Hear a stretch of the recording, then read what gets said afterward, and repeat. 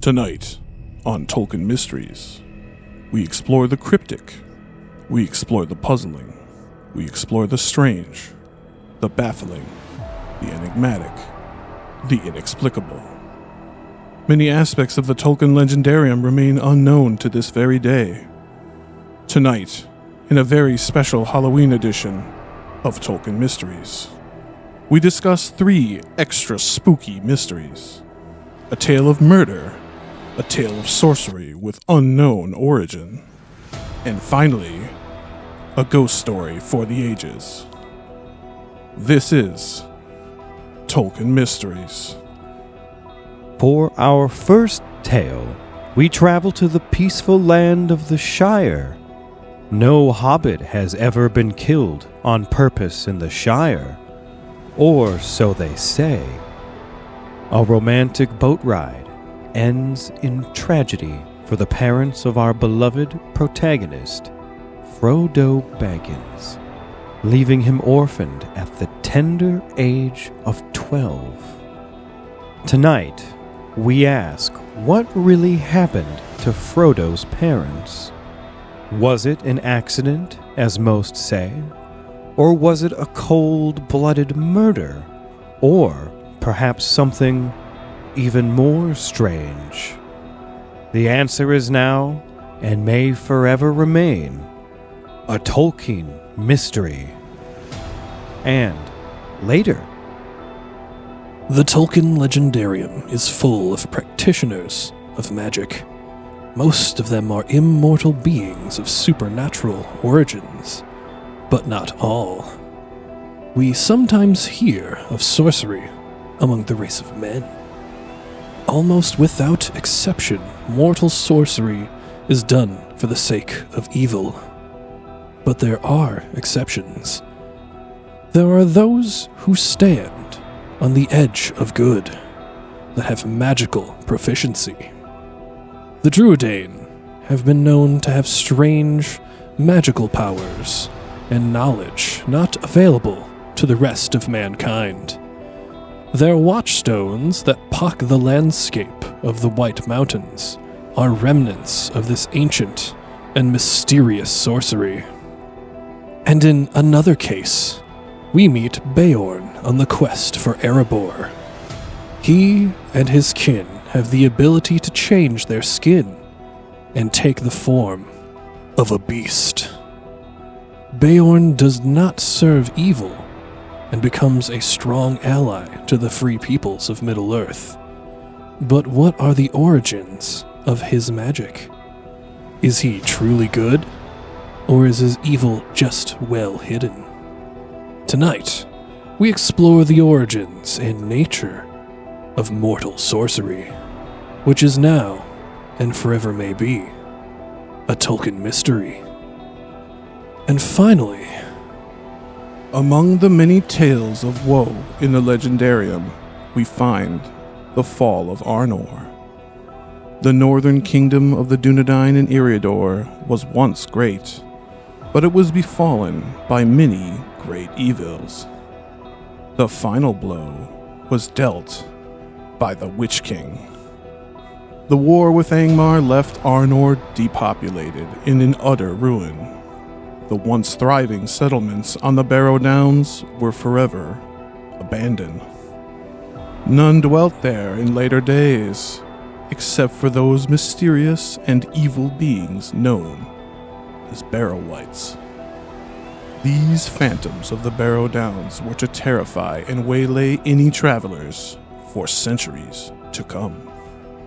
Tonight we speculate on the nature and origin of these servants of the Witch King, which is now, and may forever remain, a Tolkien mystery.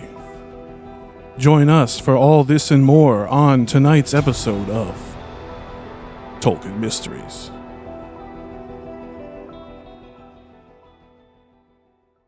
Hey, I'm Danny J. and I'm Joel N. I'm Trevor D. And together we are, of course, Keep on Tolkien. How's it going, everybody? How's it going, everybody? Welcome. This is, of course, the Halloween special, but also Tolkien Mysteries 3. Look at that. Yeah, they fit together like peanut butter and jelly. Like peanut butter and jelly. Yeah, these are some extra spooky mysteries we're doing today. Like peanut butter and chocolate. Yeah. That's called Like macaroni and cheese. like Nutella? No, like Reese's.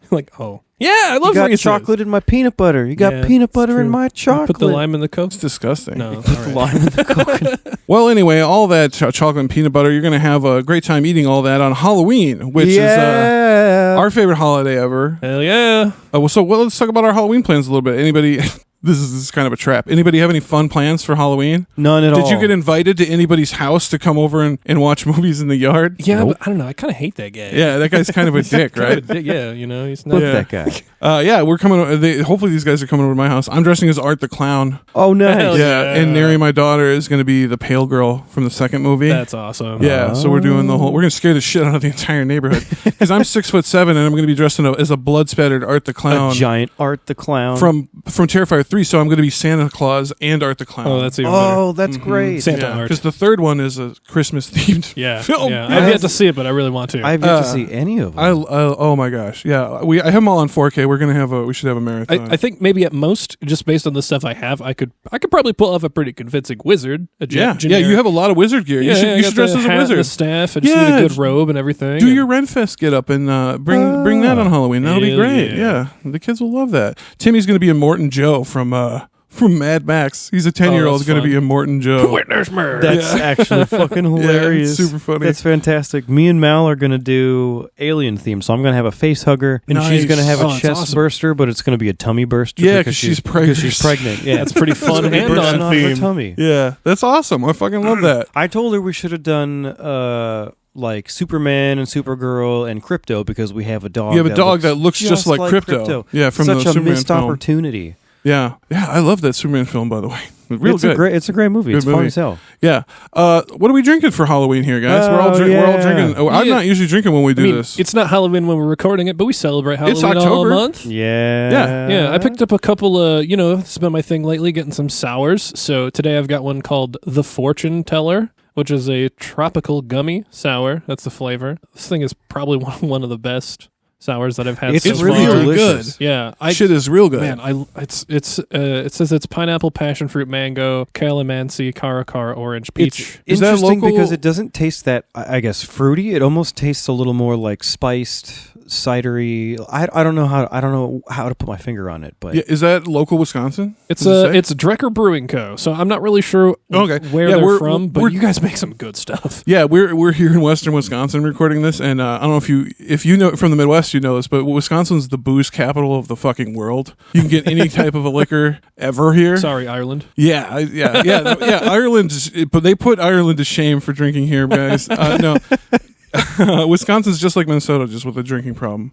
But we love buying booze here. in Hell yeah. Wisconsin. And I got another one that's just called Brains. Yeah. There are at least that many A's, if not it's more. so good. We all kind of got a spook. We tried to do a little spooky flavor. Yeah. That one is, again, another sour because I really only like sour beers, and that one was kind of like it says a double fruit smoothie. It's like a peach pomegranate one, which is even better than the one I'm drinking now. So good. And then you, Danny, you picked up one that sounds pretty fun. Yeah, I picked up this. This is by this company called 1911.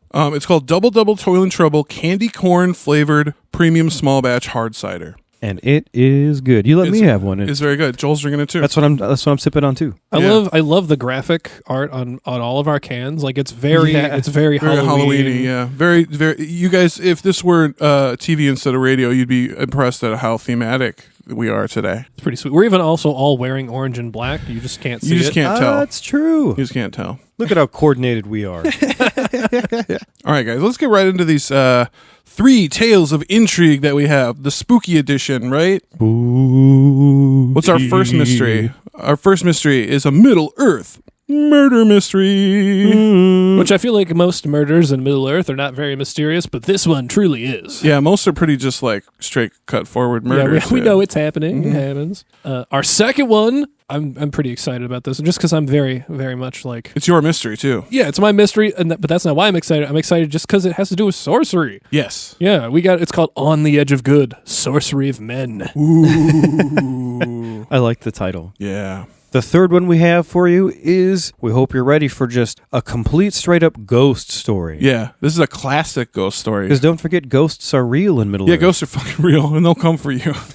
Yeah, buddy. Seriously, children, listen. The ghosts are real, and They will you're coming. take you and your friends. This is one of the things I love a lot about Tolkien is that there's just so much to it. Like, it covers more genres than you ever would expect it to. Well, and it dwells in the horror genre way more than anybody gives it credit for. Oh, yeah. Which is why, like, you'll meet a lot of horror fanatics that are also Tolkien fans because there's such a horror sensibility to the author that, like, it's hard to not notice that shit. Well, you know? and if anybody's watched any of the PJ movies, like, you can tell He's a horror He's dude, a yeah. horror guy. Like, they're like, it seems And- like all nice and friendly at first, but it quickly descends into Yes. some madness. It and gets it's dark awesome. fast. Yeah. Yeah. And that's what's fucking awesome about it, guys. Getting So, dark quick. Should we start on Yeah. murder mystery number 1? Should we roll the mystery? Should we roll the mystery? Should we Ruru? announce what the mystery Oh, is? no, fuck it. We just did, technically. It's a Middle-earth murder mystery. No, this one's called Murder on the Brandywine. Ooh. Roll it, Ruru. The hobbits of the Shire are known for being a simple and peaceful people. Meikle Delving will tell you that there has never been a murder recorded in the Shire. But this story may say otherwise. It was the year 1380 in the Shire reckoning. A young couple was visiting their extended family in Buckland. The proud husband was none other than Drogo Baggins and his wife, Primula Brandybuck. They loved and adored their son, Frodo, or so it would seem. For years to come, hobbits of the Shire would speculate on the many questions raised by this story. Why were they visiting Buckland? What would they do there? Were they there to enjoy some of their rich family's generosity? After one satisfying meal, Drogo and Primula decided to do something neither of them had experience with. They decided to go boating.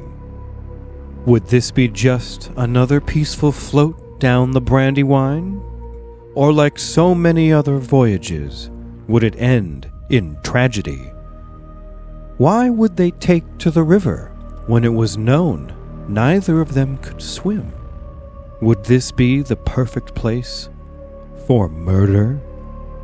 Nothing is known for sure about how they both drowned. Maybe Drogo wanted to kill his bride. Maybe it was for money. Perhaps he took another lover.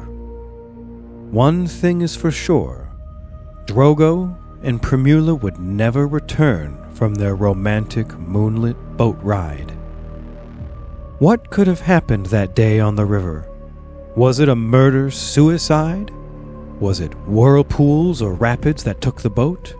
Could it even be a double murder by some unknown assailant?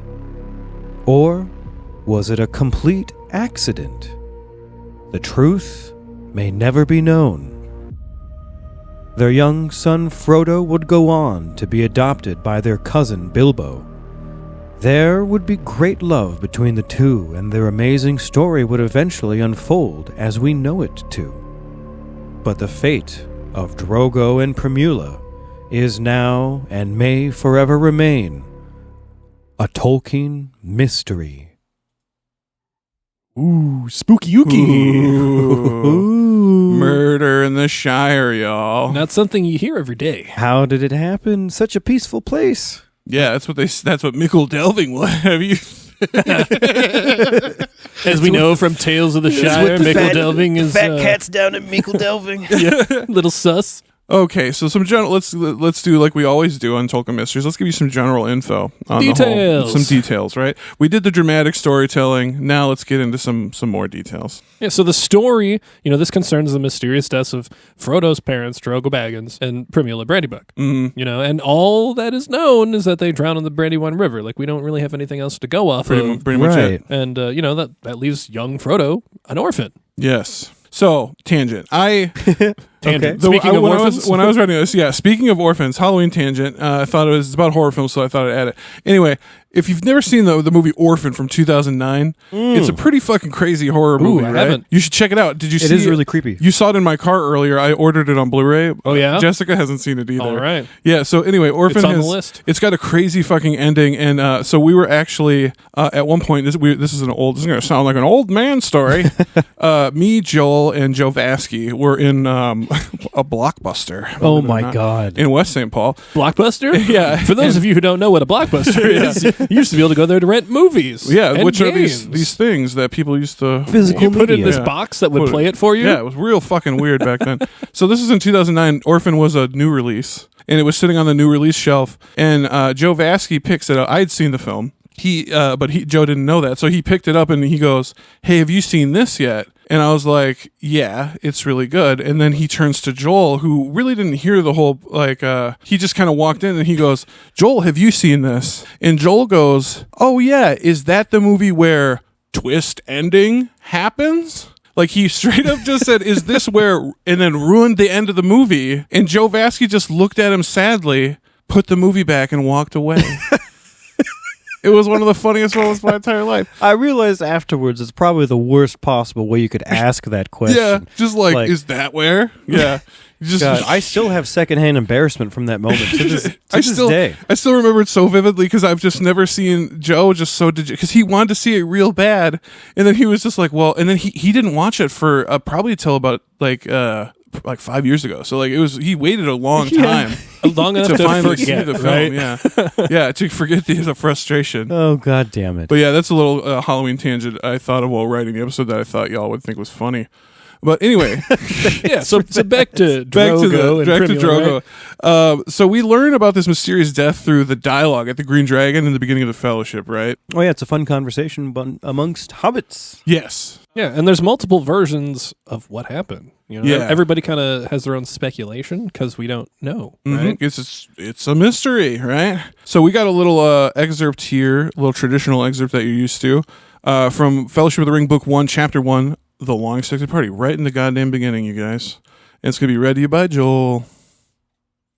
And Mr. Drogo was staying at Brandy Hall with his father-in-law, old Master Gorbadoc, as he often did after his marriage, him being partial to his victuals and old Gorbadoc keeping a mighty generous table, and went out boating on the Brandywine River, and he and his wife were drowned, and Mr. Frodo only a child and all, said Gaffer. I've heard they went out on the water after dinner in the moonlight, said old Noakes, and it was Drogo's weight that sunk the boat. And I heard she pushed him in, and he pulled her in after him, said Sandyman, the Hobbiton miller. You shouldn't listen to all you hear, Sandyman, said Gaffer, who did not much like the miller. There isn't no call to go talking of pushing and pulling. Boats are quite tricky enough for those that sit still without looking for further trouble. First, I just want to say, I love that you picked this excerpt in particular because we just did the Shire episode. That's kind of why I recently picked for it, yeah. Tales of Because the Shire. I was like, And Trev particularly is going to like this because it's got a few characters that are in the game. Oh, yeah, you're right, So yeah. it immediately like pulls me into that world, and I can picture the Green Dragon and these. I thought three you'd having love a this, Trev. conversation. Ted Sandyman, the old Gaffer. It was funny because as we were doing this review, because Joel loves to do, he's got all Joel's got at least 6 Hobbit voices under his belt, right? Indeed. So he's going between them or whatever, and Trevor goes in review. He goes, "Can you make Noakes sound more old? Because I feel he would sound more old." And I was like, "He's old as shit. You're right. He's called Old Noakes. Yeah, it's in the name. So yeah, Joel gave it a little bit more, and that's what you heard in the excerpt. Yeah. It's fun trying to see what you can do, I guess. Yeah, no, it's a whole performance art, man. It's great. No, I love Joel's Hobbit I don't know. voices. I feel like nobody's ever going to be able to. I always just look up to the Robert Inglis yeah. audiobook is like. He does a billion different voices. How in God's fucking name does that man do so many? It's so cool. So many different characters. And Some people just have a voice that can do that. Yeah. Like I think physically, you just can't. Like some people just can't. It's a gift. It's a gift. It blows It's my a mind. natural That guy, talent. he did a 1-act play, right? So he even had all the physical stuff down for each Yeah, character dude. too. Like Impressive. He He had was full obsessed. That man was insane. It was his special interest. Yeah. So let's go over some theories. Yes. As to some speculations as to what might have happened. Yeah, right? one of the reasons I love this is because it just shows you, this excerpt shows you that there's several a theories bunch out of there. different rumors floating around about what could have happened. Even the people of Middle Earth are perplexed by this. Yeah. Yeah. So let's get into Old Noakes. This one I think is the rudest of them. Yeah. This just says that Drogo was too fat and sunk the boat. Straight up. Yeah, that's what he says in the excerpt. Noakes says he heard it was Drogo's weight. It sunk the boat. I love how he's even like, he was partial to his victuals. Yeah, well, see, that was the thing. I did not know that he was supposed to be exceptionally fat, but I looked more into it. In the quote we just read, it says that Drogo enjoyed his victuals. I looked up the word victuals. Victuals is food supplies, Right. and it said that his father-in-law kept a mighty generous table. So boy likes to eat. Our guy likes to eat. So subtly saying that He's a little big boy. Guy's a big boy. All hobbits love to eat. Right. But I mean, for if hobbits you're to point it out, if you're pointing it out, it must be pretty profound. An anomaly, yeah.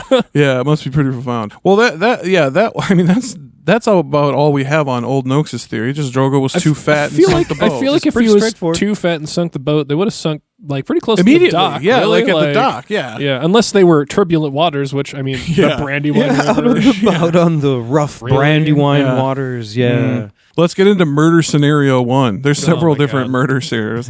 The first one is laid down by Ted Sandyman, that dick. Yeah, he's an asshole. Yeah, everyone hates him. He was an asshole in the game, in Tales of the Shire too. So he's on point. Mm-hmm. Yeah. So this is the one where Ted Sandyman straight up suggests that Drogo may have meant to kill his wife Primula, but she was able to pull him in out of an act of spite so that they both drowned together in a mutual act of murder. In which case, maybe his weight came into question here too. I suppose. Maybe he just sat on top of her while they sank. you never know. I suppose he didn't say that Drogo wasn't partial to his victuals, I guess, in this one. Why not both, right? This whole taking your wife out into a boat to kill her is I just thought of this. Fucking, have you guys heard of a movie called Sunrise, A Song of Two Humans? No, I don't think I have. It was one of the first movies to win an Oscar. I think it was the second Best Picture winner. Yeah, first year was Wings, I think. Anyway, second year, it's a silent movie by F.W. Murnau, the guy that made Nosferatu.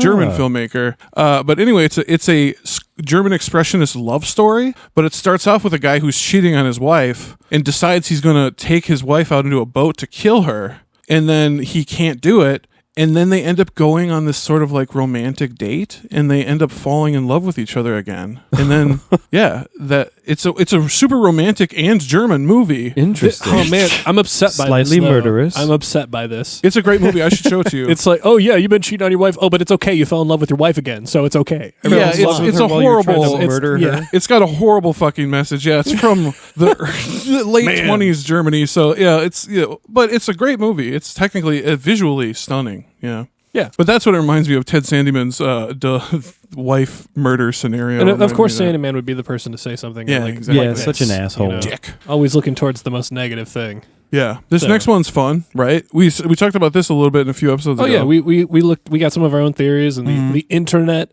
happens to also have some good theories. So this one's prominent on the internet. Dive into that one. Which the first one we have here is that Gollum killed Frodo's parents. I think most people subscribe to this one. Right?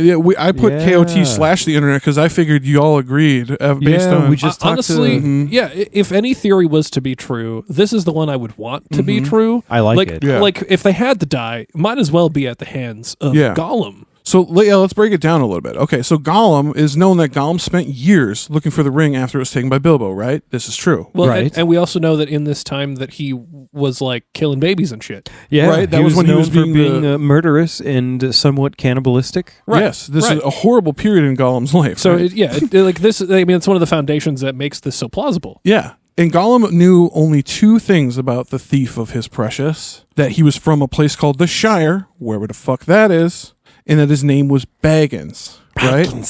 What is the border of the Shire, Trevor? Asking if you know. It's a river. The Brandywine River? The Brandywine friggin' River, right? I felt like it was a trick question. It's a trick, yeah. The Brandywine River, right? So you find somebody at the entrance on the border of the place that you didn't know existed, right? And his name is fucking Baggins. Good enough what do for you me, do? right? That's exactly good enough for me. He capsizes the boat and drowns them both. Probably strangles them both underwater. Yeah, probably strangles them both underwater. Throttle, that's what Gollum does. Throttles Throttle 'em. them. There you go. Looking for the ring. He probably strips them naked afterwards, looking for the ring. Doesn't find it, and then pisses off. Right? Honestly, I wouldn't be surprised if he ate them because their bodies were never found. Because that's true. Yeah, it does seem to imply, it's not for sure that their bodies were never found, but it does imply, several quotes imply in the text that it is their bodies were never found. One of them being Gandalf says that the matter was never fully wrapped up.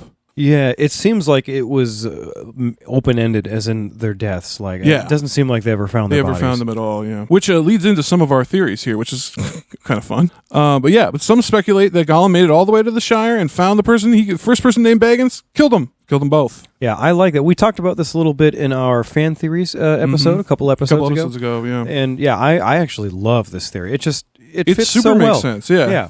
It super makes sense, especially for how tenacious Gollum was, right? And just kind of stupid. He didn't make sure that it was the right Baggins, right? I suppose he couldn't. He was in the dark. It was dark in there. You know? I feel like at one point Gollum did call like Sam and Frodo like fat, like fat hobbitses kind of thing. Like he makes that slander at some point. So like maybe he got it from this moment because Drogo was such a fatty. Oh. You know, he got lots to eat that night. You know what I mean? Should we get into murder scenario 2? Murder scenario 2. Yeah, this is a me theory. That's right. Yeah, you got a this is few a theories here. I have a few Jay. theories because I was working on this. Yeah, let's I was reading a bunch of theories on the internet, and I was like, some of these are dumb. I have better ones. And so I added some of mine. So mine is the inheritance scam, right? Drogo killed his wife, or tried to gain her wealth, and it went wrong, right? And they both ended up drowning. Because, why? The Brandy Bucks of Brandy Hall are pretty fucking rich, right? They are. Brandy Hall is a pretty big. It's like a Hobbit mansion, establishment, basically. I mean, the fact that the name of the river is Brandywine, like it's named after. Usually, rich people name shit after themselves, right? Well, actually, they named themselves after the Brandywine River. Oh, so it's the other way around. Their name was originally Old Buck, and when they moved to Buckland, they named it after the Brandy. Oh, you learned something new. They named Must it. be They a changed rich- their name to Brandy Buck because the Brandywine River. Must be a rich river. And the elves called it the Baranduin, right? The elves in the Baranduin. Doomsday. That's harder to say, but sounds more fun. Yeah. So the theory is that he wanted some of that money, right? It didn't like his wife very much, and thought if he killed her, he could just have the money and not her. I think that doesn't work if her parents are still alive, right? I don't know. I guess you might still inherit something. I don't know. This is Hobbit murder logic. I don't know, dude. Fair enough. Maybe her parents weren't still alive. I don't really know. No, her dad was still alive. Her dad was what's his name in the quote? Gorbadoc was her father. yeah. What a name! That doesn't sound like a Hobbit name, by the way. That sounds like an orc Yeah, it does sound for like sure. Oh my God, maybe he was an orc in disguise. But remember, Gorbadoc had a generous table. He gave shit freely, and I bet you he had pickle roll-ups. Yeah, and maybe that's why he married her in the first place, and he just got so tired of her because she's terrible that he wanted to get rid of her. I don't know. This Poor is me Primula. speculating. Yeah, poor Primula. I know, right? Mr. Gorbadoc, tear down that down wall. that wall. That's every time I hear his. You I keep think wanting. Gorbachev? I keep wanting to sing Gorbachev. Ronald Reagan. Oh my God. Okay. What's your second theory, Dan? My second theory? This one's a little bit more serious. The faked death scenario. This is a little darker. Yeah, perhaps they were tired of living under the wing of Primula's perhaps overbearing father, right? Ooh. Because if you want his wealth, you got to do as he says, right? Like a lot of rich people. Okay. So they made it look like they drowned in the river, but really they're living happily somewhere in like Bree under a different name, happily abandoning their only son, Frodo. Oh my God. Damn it. My dad abandoned me. It's not really that hard, dude. It's something that happens. It's really What do you not even that say hard. to that? It's something that happens a lot more than I think we like to. Don't, we like to don't think. pretend like it's not easy. Yeah. Okay. Jesus But these are Christ. hobbits, man. I know, but this is Like prior This to the is- reckoning too. So hobbits weren't like doing evil shit yet. this is a Tolkien Mysteries Yeah, episode. yeah, fair. All right, We are all right. speculating, Trevor. This is the Halloween episode. Extra spooky. extra spooky. And this one's a little bit more. I got another one. Yeah, your third one's a little This, more out there. this is my favorite one. It has to do with one of my favorite movies too. Okay, this is a little more sci-fi than This it is a little bit more spooky. sci-fi than fantasy or spooky. Yeah. So this is what I call the time traveler / Terminator scenario. So after Sauron was defeated, right? He didn't have much power to do anything, but somehow he figured out a way to crack time travel, right? If anybody can do it, I guess Sauron Right, he does necromancy and all kinds of weird shit, right? Sure. So Sauron knew that Frodo was the ultimate reason that the ring made it to Mordor where Gollum accidentally destroyed it, correct? Oh, so this is like... Yeah. This is... So Sauron post-ring destruction? Yes, this So is in the Fart in the Fourth Wind Age. Sauron. Fart in the Wind Sauron. Sauron figured out a way to move his consciousness back in time, right? Oh, like okay. Days of Future Past. All right, sure. So Jesus, like Wolverine, Like Days of Wolverine, Future yep. Past. yes, exactly. Kitty Pryde in the original, but yeah, in the movie it's Okay. Wolverine. Anyway, All right, okay. go on.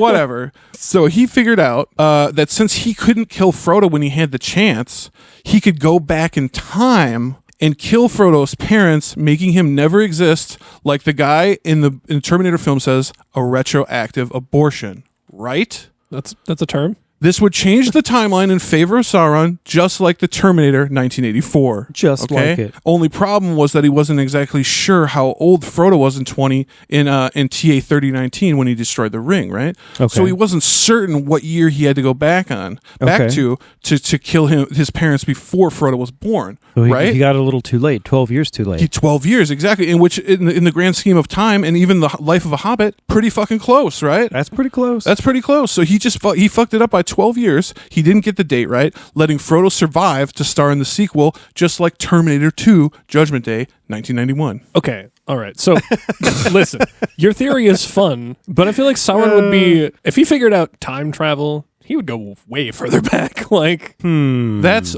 kind of the whole point of the joke, is that yeah, the Terminator right. doesn't make much sense at all. Yeah. Because they wouldn't just go back. They could just go back and kill the first ape that turned into a human and then be done with the whole thing, right? Right, Like, it's yeah. just never would, Hold on. So this scenario is kind of a character assassination of Sauron. He could have been better. Yeah, exactly. But yeah, that's my Terminator scenario. I That's thought of fun. that while I was making this episode. I like it. It's silly. It doesn't make sense, but Well, I like it. It also made me think I haven't watched the Terminator in a while, so I should do that. Maybe you got to go back. Yeah. Yeah. Joel, you had a theory. well, I mean, Follow that shit. how the fuck do I follow follow up the Terminator theory? Yeah, my theory was just going to be referencing a fucking fun joke we made in the past about what if a fish got a hold of the ring while it was in the river. Yeah. Yeah, that's right. The sentient ring-loving fish. Hold on. And Another ring bearer? And then the fish somehow made its way up to the brandy wine, and the fish rammed the boat. It was Yeah, a I mean, fish there possessed are- by the one ring. Have you ever heard of an arapaima? No. It's a giant freshwater fish that is so big that it is known to flip small boats. Oh, like a I saw it on River Monsters, starring a fisherman and extreme angler Jeremy like a Wade. sturgeon or something. It's a big ass fish, like a sturgeon, yeah. But it jumps out of the water, unlike a sturgeon. That's kind of terrifying. I have a question. Yes. So, at this point in time, when they die, yes. Bilbo has the ring? So Well, he would, right? Because Yeah, he would Gollum have is had the coming ring. to find Yeah, him, he right? would At have least had the that's ring, what we yeah. think. So, Yeah, no, This that implies doesn't, that doesn't make sense. that Bilbo would have lost the ring for a short while, and a fish took it, and a fish took it. and then Bilbo got it back from the Yeah, fish. yeah. yeah, of course that happened. Of course, yes, it makes perfect sense. It all comes back around. Yeah. All right, Trev, you're pretty critical of our theories. What's yours? Yeah, dude. Yeah, mine I feel like is a little more sensible. But sensible. But feel free to tear it apart. Okay. It Gonna sounds to me shit all like over if we don't know for sure that it's also possible that it was a cover up. You know that By like the government? How do you mean? Well, by Mikkel Delving? Mikkel Delving. Mikkel Delving was behind Yeah, this. just by hobbits because bad shit like this doesn't happen in the Shire. Yeah. So like they don't want it to get out. Oh, it's like Hot Fuzz. Yeah, kind You of remember like Hot yeah, it's the Hot Fuzz. Fuzz theory, where there's a shitload of accidents because they make all the murders look like accidents because Right. they have no murders but a shitload of accidents, right? Exactly. Yeah. Yeah. Oh. The fuck? So they're covering up The Hot Fuzz theory. I the love Hot it. Fuzz theory. Holy shit, dude. That's great. That's better than the Terminator, dude. I'll take it. So much for the goddamn fish. Joel went back on the possessed fit. God damn it. Yep. Well, Okay. hey, let's jump to mystery number 2. Yeah, mystery number 2, which we heard about in the we teased in the opening, right? Mortal sorcery. Yeah, I'd like to cleanse my palate from that stupid fish thing. I have to say, Danny, I like that you called it mortal sorcery because it sounds like a category. Like there's a particular form of sorcery that only mortals do, or Yeah. it's a sorcery used against mortals. Yeah. Oh, Jesus Or it can Christ. kill gods even. Like it makes you mortal. Yeah, it makes an immortal person mortal. Damn. So that's fun. That's cool. Yeah, that was just a title I came up with. Sick. Fuck yeah. All right. Roll that second mystery. Row.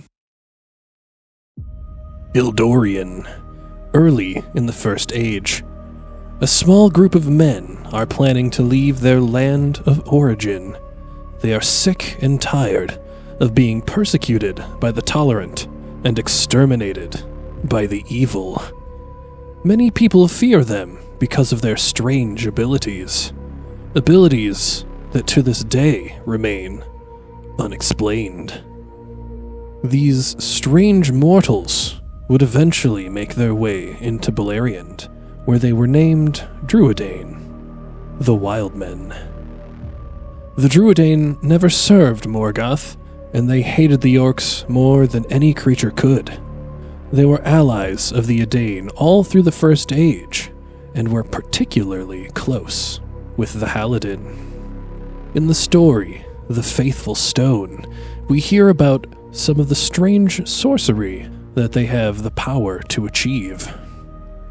A Druedain named Agan set up a watchstone to guard his friend's home in his absence. When the house was attacked and burned by orcs, the watchstone was nowhere to be found. Where could it go at such a time? What kind of strange magic was this? Just then, an unknown Druedain appeared. The stranger fought off the orcs and stomped out the fire before disappearing. Agan returned the next morning, only to show burns upon his feet and legs. How could this be?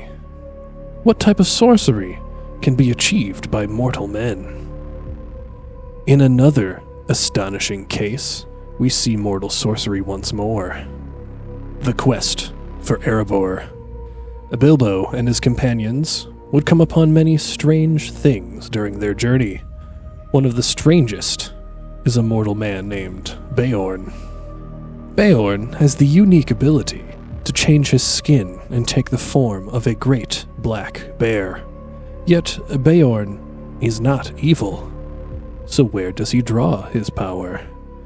Is it of his own good nature, or something more perverse? Thousands would come to witness this sorcery firsthand. Third Age, 2941, the Battle of the Five Armies. At this epic contest, Beorn would be seen to shift into the shape of a great bear. In this form, he slew many orcs, including Bolg, the orc leader.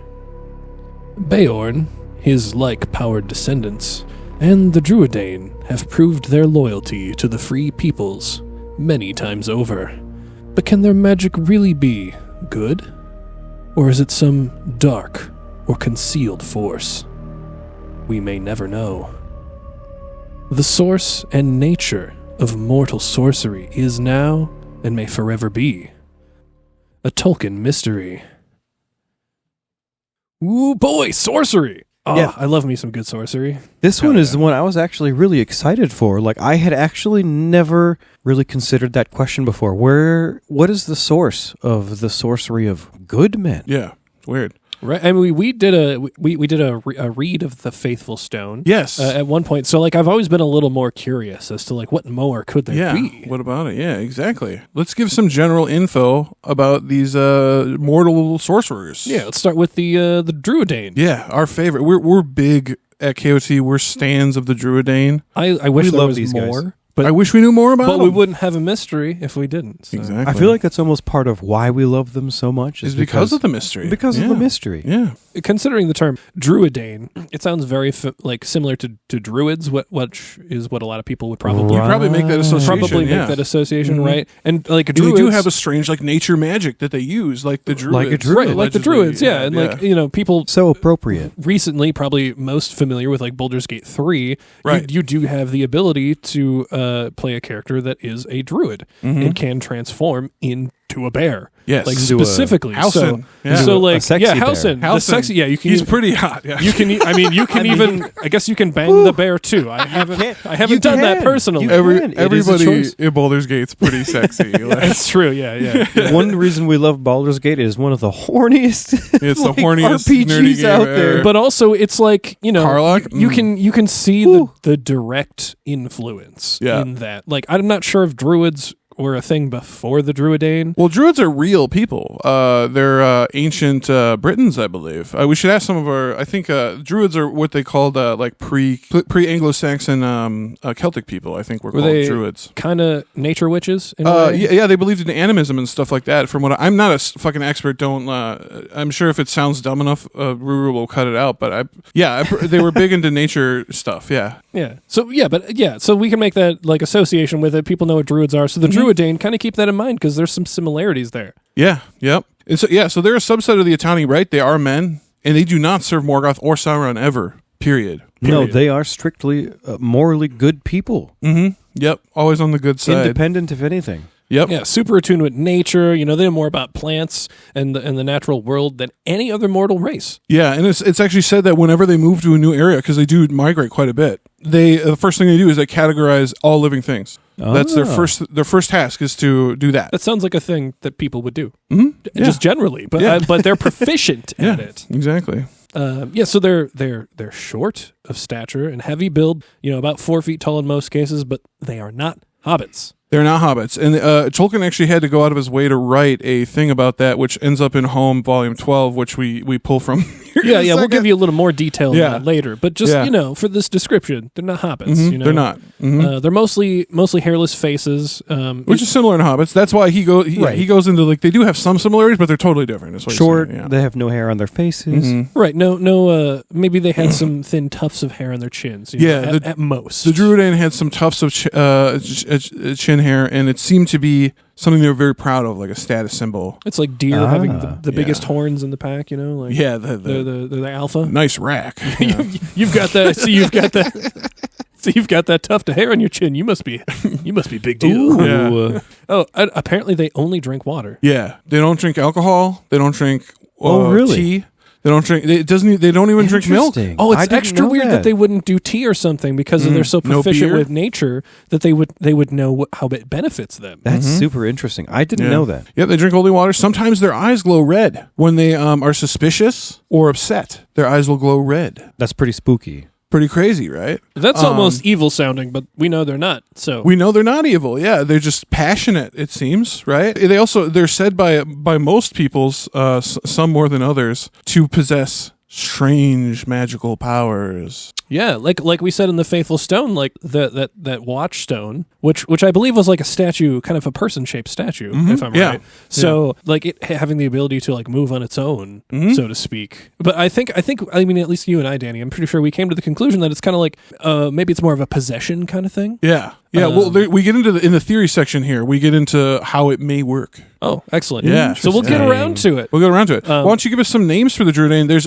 everybody has a different name for them. So Yeah, I mean, Druidane, the base name, everybody knows it, but some people also call them the Drew or the Droog, which we said in an excerpt. any excerpt, yeah. We've got the Druath, The Druoth, yep. the Pukelman, which The is Pukelman, that's kind of what a I love funny that sound. one. Yeah. That's what the Rohirrim call them. Yeah. One of the things they call one of the things they call them. Which they also use the next one, which is Woses. Woses? Woses, yeah, that's what they call them. Wood Woses. That's yeah. Okay, that was a little weird. And then there's also the Ruatani, which I think is the word that the Dunedain used for them. That sounds familiar. Well, it does sound familiar. So this is actually pretty funny. This is a piece of KOT lore. Ruru, our editor, right? I tried to give him. So he's a very private man. Are we coming clear with this one now? What do you mean, the Ruru thing? Yeah, His Ruru name? thing. I think so. Yeah. Right, because we talked about this the other day, and you were telling me his name, right, doesn't mean exactly what. Right. It's a I mistranslated something. Yeah, that's what I was going to get into. Yeah, okay. Yeah. So Ruru, it stands for Ruatan Lenesse, which is what I translated to mean the man of many names. Right.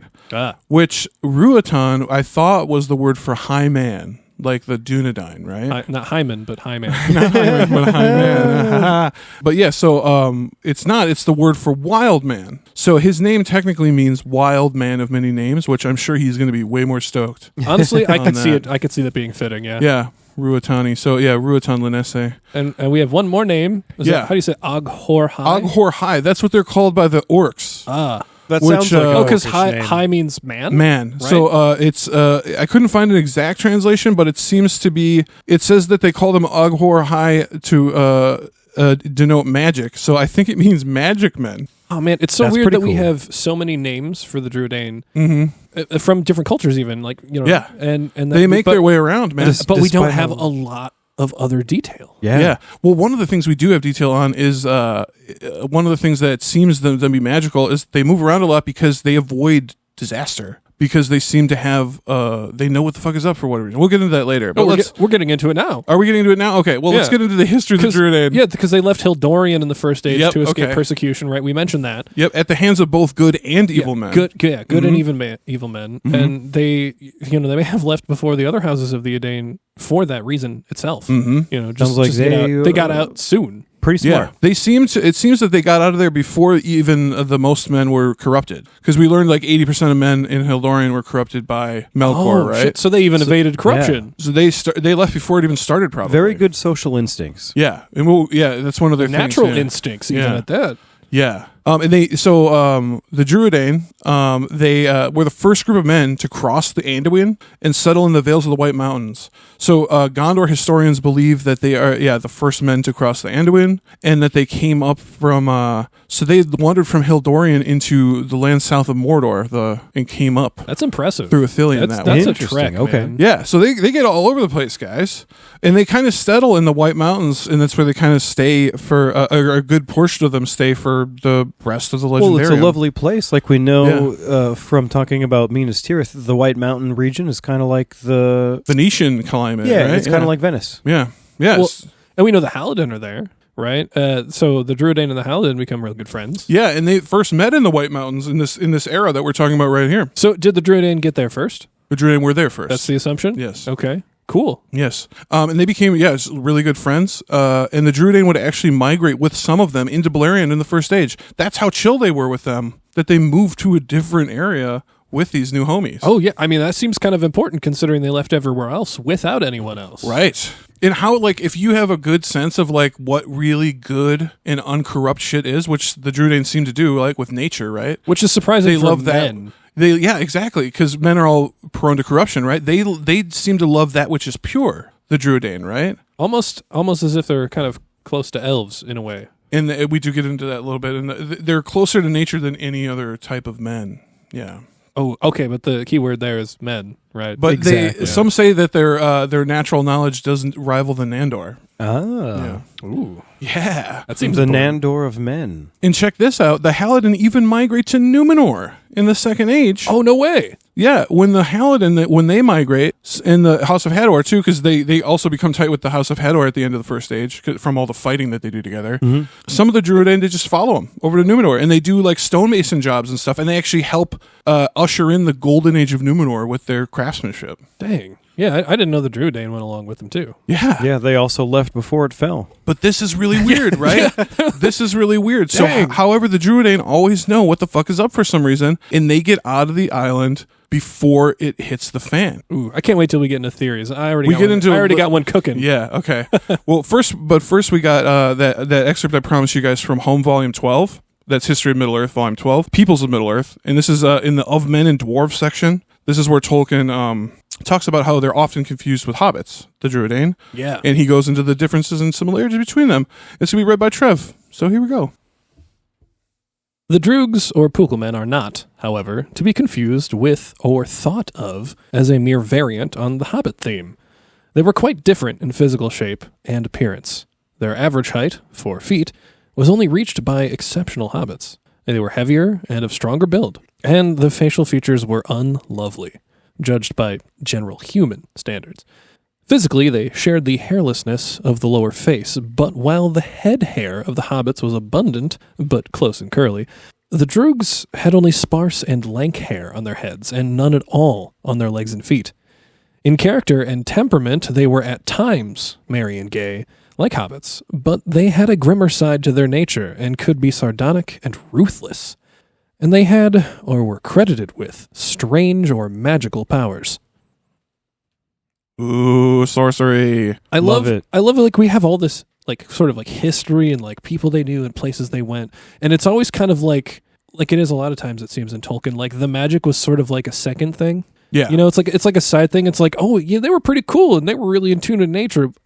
But also, I mean, they could do a little magic. Yeah, a little magic. Like on the side, you know? You know, They're known for some powers. there's a whole ass movie called Sorcerer that's actually a fantastic movie, like 5 stars, but it's not about magic at all. It's about truckers that transport nitroglycerin. What? Yeah, it's a fucking awesome movie. Unexpected twist. Yeah, I know. It's a remake. It's a William Friedkin, the dude that did The Exorcist. He made it. It's a remake of Wages of Fear, a French movie. Anyway, both of those movies are fantastic. But Sorcerer's not about magic, unfortunately. It's about truckers. Let's get into some examples of sorcery. A little misleading. Yeah, it's said numerous times throughout the text that it is believed by different groups of people that they have strange magical powers. But beyond their almost supernatural knowledge of nature and healing, there isn't much evidence to support that they have magical powers. Right. Again, kind of a side story. Except in one case, which we're gonna, the Faithful Stone, right? Right. Yeah. I love this one. Very specific sorcery at this point. But let's get into what I coined first is their collective foresight, right? There is evidence that they have this gift of collective foresight, the Druidane. Mm-hmm. Oh, like maybe would that suggest that's why they would leave places before the shit hit the fan? Right, they're kind of like the oarfish, right? That comes up before the earthquake, right? Have you ever heard of that? Yeah, Right. yeah. That's kind of what fucking the Druidane are. They know when it's time to get out. But yeah, they left Hildorian before the majority of men were even corrupted. They bugged out of Numenor. Some of the Druidane followed their Halidin friends to Numenor in Second Age. We talked about that earlier. And they sensed the impending doom of the island, and they left as soon as passage was made possible back to Middle-earth. And that's in the 7th and 8th centuries of the Second Age, which is during the reign of Tar-Elendil, which is also known as the Golden Age of Numenor, which I said that they helped usher in, right? With their stonemasonry and all that fun bullshit. Right. Yeah. They did a lot of building. It seems around. Yeah, they helped make Numenor great. Yeah. Well, and I suppose it doesn't specifically say anywhere. I'm guessing that they use their magical powers for this, but I mean, having the watchstones, like if it's They have some power over stone. Yeah. right. So so it would make sense that maybe they use their stone form, if you will, like in the Faithful Stone, to usher in some of that building, right? Because like if you're a big strong stone golem, say, I was just going to say, you could probably lift really heavy shit. Cool. You're suggesting they use their stone golems to do manual labor. Manual labor. There you go. Yeah. Yeah, that'd be cool. But It doesn't even have to be like a theory, really. It just makes sense that it could. I would It just does. do that. Yeah. Oh yeah, we do have a short excerpt here explaining a little bit about the Numenor bit. It's from the Unfinished Tales, the Druidane, and Danny's gonna slap that on for us. A few of that strange race had accompanied the folk of Haleth and later the folk of Hador to Numenor. But they did not remain there long, and none of that race were to be found among the Numenorians in later days. Dang, so they all noped out. Yeah, they were knew. either wiped out by some tragedy or they left. Yeah, that was what some people theorized. Oh man, like the Some people- Numenorians Dude, murdered them? Some people on the internet believe that they were that the Numenorians may have exterminated them for some reason. I don't. You guys are too good the for later us. the later Numenorians definitely. The Black Numenorians? Yeah, but not these ones. Not Kingsmen. Tar-Elendil's fucking Numenorians, The right? Kingsman, yeah, the one faithful to our Pharazôn. Right. Yeah, we're talking 6th, 7th century of the Second Age. Like, this is early Numenor, right? Oh, yeah, I guess, even more so, like, why they'd get out sooner, yeah. Yeah. Crazy. Well, let's talk about the most intact story, the most fully intact story about Druidane that we have in the Legendarium, the Faithful Stone. Right, yeah, we brought this up a couple of times so far. Yes, and this isn't found in the Unfinished Tales. And before we go any further at all, Trevor actually read this story in its entirety as a companion piece for episode 82, Men, which we did in 2 parts, right? It's on the episode feed or on the YouTube channel if you want to see Trevor's face. Yeah, come say hi to my face. So check that out. He reads the whole thing, and it's very somber and beautiful. I loved it. Yeah, and it is a short story, so it, Yeah, I think it's like a doesn't- 6-minute video. Yeah, or it doesn't something, take a long time. So, like, it's not like we have tons of detail, even when it comes to the Druidane about it. But this is a very impactful information for people to have. Yes. So it is the story of a Druidane named Agon and his Halidin friend, Barack. Barack, Barach, Not Barack Hussein Obama, the former president of the United States, whom we all have such great love and admiration Barack. for. Oh, Barack Obama. Barack Obama. So Agan, he has other business elsewhere. So he sets up a watchstone, which we just mentioned before, kind of like a stone golem kind of thing. Mm-hmm. And basically it's like a little Druidane. It's a man statue. Yeah, they're in the likeness of Druidane. Yeah, right. I'm pretty sure they were bigger than the Druidane were, like the stone itself. But but when Brock's house is set on fire by orcs that are invading, the statue comes to life and it single-handedly defends the family and puts out the fire on its own. Mm-hmm. And then disappears. See you, goodbye. Yeah, and then the next day, Agon shows up and he's like, "Hey, he already has knowledge of what happened, As if he was there. As if he was there, and then he also has burns all over his legs, and he's bandaged already, right? Yeah, so I think it's safe to assume that in a way he is one with the Watchstone, right? Yeah, in some sort of way, he is spiritually or otherwise linked. We got to get into our next sorcerer, right? Oh yeah, that guy Beorn. Beorn, which is a name I've heard many times in other nerd culture. Well, that's funny because Beorn is actually it derives from an Old English word which means bear. This makes very much sense. So that makes sense that it would be another fantasy as under Beorn. Right? So this Beorn in particular, he was a mortal man. He lives in the Vales of the Anduin. Mm-hmm. He's one of the Edain, and perhaps he's a descendant of the Northmen of Ravanian, like the Rohirrim or the Men of Dale. Right. If you want to hear more about that whole kingdom of the Northmen of Ravanian, we extensively cover that in our 2-part Men episode. That we do. And also our in our Rohirrim series too. Yeah, we cover the crap out of the Northmen. I forgot about that. Yeah. Oh yeah. So there's a bunch of KOT about the Northmen of Ravanian. Check it out. Beorn comes from a strong line of people. He sure does. I love all the splinter descendants of the Northmen of Ravanian. They're all badass. Like the Men of Dale, the Beornings. They're fucking cool, right? It's fun to learn how they're all related too. Yeah, the Rohirrim, right? Yeah. And so, we first meet Beorn in The Hobbit. He lives alone near the Carrock. He farms and he keeps bees. Yeah, giant bees. He makes a shitload of honey bees. Too. Yeah, but he doesn't eat any meat. He's also unfamiliar with Gandalf, but he knows Radagast, who lives nearby in Rosgabel. Yeah. Yeah, which is pretty cool that he knows a wizard, but not the wizard. Right? Yeah, it's funny right, yeah. because Gandalf is familiar with his lore because he knows everybody, right? Yeah. But he's kind of a shut-in, so he only knows Radagast, who is also someone very in tune with nature. Almost too in tune with nature, turns out, because he didn't do his fucking mission. And it's interesting because Beorn has animals that serve him, which kind of makes me think like maybe he learned a thing or two from Radagast. You mean like the Roscabel rabbits? The Roscabel rabbits? Right. God, he even can speak. He can even speak to animals, right? He does. Yeah. So like, he does speak to them. That would stand to reason. We know Radagast could do that too. So either they're like kindred spirits and they just like shared some stuff in common. Yeah. Or maybe Beorn learned a thing or two from Radagast, and Radagast is a little cooler than we thought. Or perhaps maybe Radagast learned it from him. Ooh. I like it, but I don't. If he does descend from these mysterious, we'll get into the theory section of who he might descend from. But yeah, there's interesting theories about his. We'll see, guys. Okay. Anyway, let's get into the examples of sorcery that Beorn does. What does he do? Yeah, he's got 2 major ones. The first one is his ability to speak with animals. Which is a trait in D&D, just for fun. It is true. Speak with animals is a everybody can speak to cantrip, animals. I think, or some shit. Well, some characters just have it naturally. Oh, right. Yeah, that's true. The druids do, I think, right? You can just speak with animals. I believe so. Yeah. It's not known whether Beorn's speech is magical or learned. Right? Oh, like I suppose you could learn to communicate. The elves learned to communicate with animals, right? Right. Kind of like a magic translator. In a way, right. Could be. Right. So, but this is ultimately, it could be something passed down from his ancient bloodline or some shit like that. Oh, like an inherited skill. Yeah, we'll get in more of that in the theories. So there's some strange theories about Beorn's shit, dude. I had to sift through a bunch of nonsense. I bet. Well, and I mean, we've got his other sorcery, right? Yeah. His skin changing. Yeah, the main one. Which is an interesting term. I've not really heard the sort of like He's really the only one of a character as being skin changing. Yeah, which is another another Tolkien mystery. Yeah, like he seems to be the only one that can do this. Yeah, And specifically, it's and his into like a descendants, large black bear, right? right. Yeah, it's not That's just the only any thing. animal. Yeah, because it's not like a Maiar where they can take the form of whatever the fuck they want, right? Right. It's not a fair It seems form to or be- whatever. It's this or a bear. Is this or a it's bear? That's man or about bear, it, baby. right? Yeah. So in a way, he's kind of like a werebear a werebear. A werebear. without the moon needing. Yeah.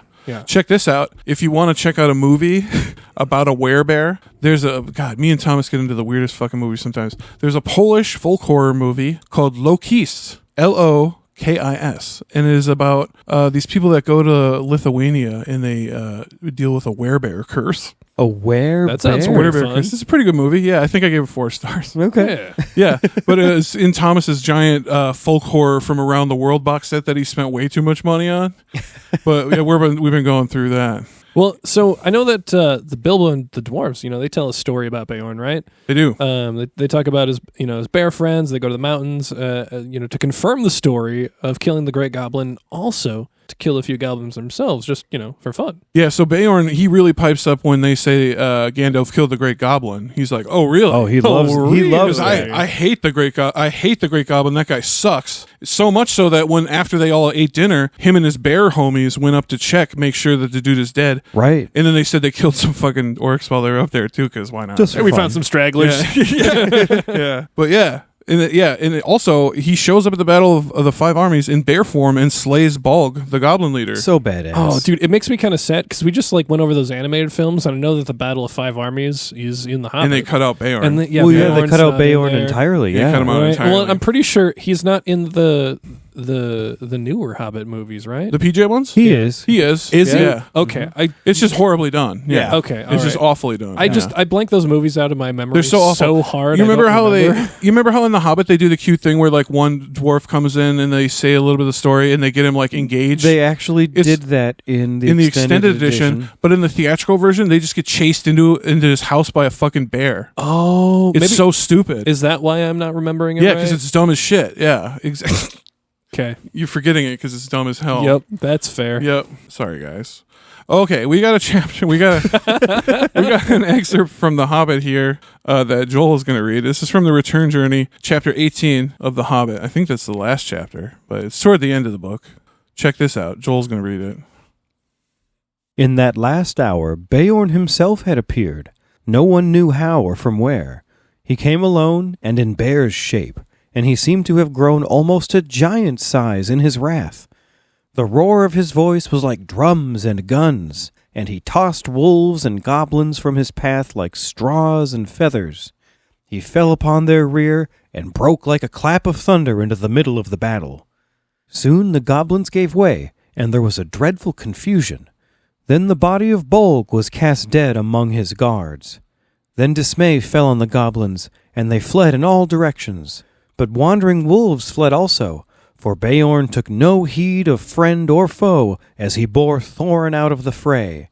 Swiftly he carried him, and bore him to a place apart, and laid him down, and disappeared.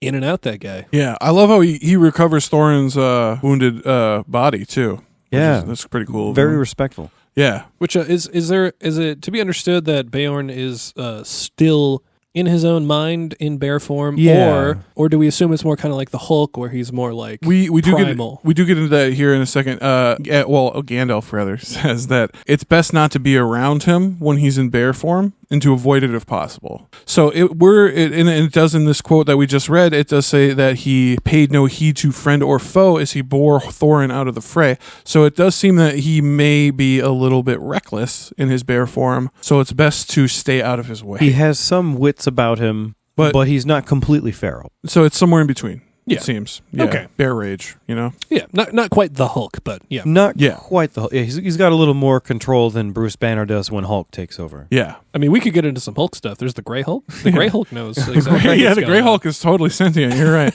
Anyway. Which is a printing error. Did you know that? The Grey Hulk? Oh, for real? I didn't. know Or that. something like that. The reason why the Hulk is green is from a printing error. He was supposed to be gray Oh, what the fuck? originally, and it came out green or something like that. Yeah, Well, that's it's a shitty. Fun thing. Well, I like Gray Hulk. He's my favorite. Is that Yeah. why the Abomination is gray? I'm not certain. I just heard that somewhere. Well, yeah, I mean, we're Tolkien scholars, not Marvel Yeah, scholars. you're right, I'm a you're Tolkien right. scholar, not a Marvel scholar. Yeah.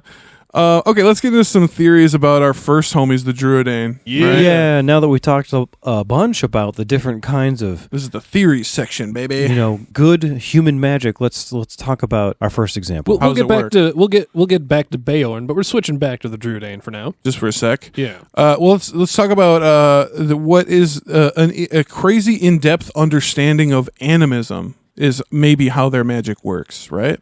Right. Animism being the belief that all things in nature have spirits. Correct. So, Right. like, what you think of like most indigenous religions in our part of the world are animistic, right? Well, and we would consider spirits in Tolkien to be the Fea, right? Right. anything with Fea So we are making the assumption that the animals also have Fea then. in Yeah. some sort of way. In some, in some form. Mhm. Which honestly makes sense to me. Yeah, and this is actually hinted to be the case in Tolkien's Legendarium, where everything not only has a spirit, but also some mild form of sentience, which we see. We got an exemplar gratis here, the old man Willow, and the fox from the Fellowship of the Ring that we Right. jump into his consciousness for a second, and it fucking is sentient for whatever reason, right? I love the fox. The fox Yeah. is one of my favorite references when we talk about how sometimes animals are just sentient. In Tolkien, yeah, it In seems Tolkien. that like at least a handful of them, if not all of them, have a level of sentience that we're not aware of. Right? Some of them even speak common tongue. The thrush,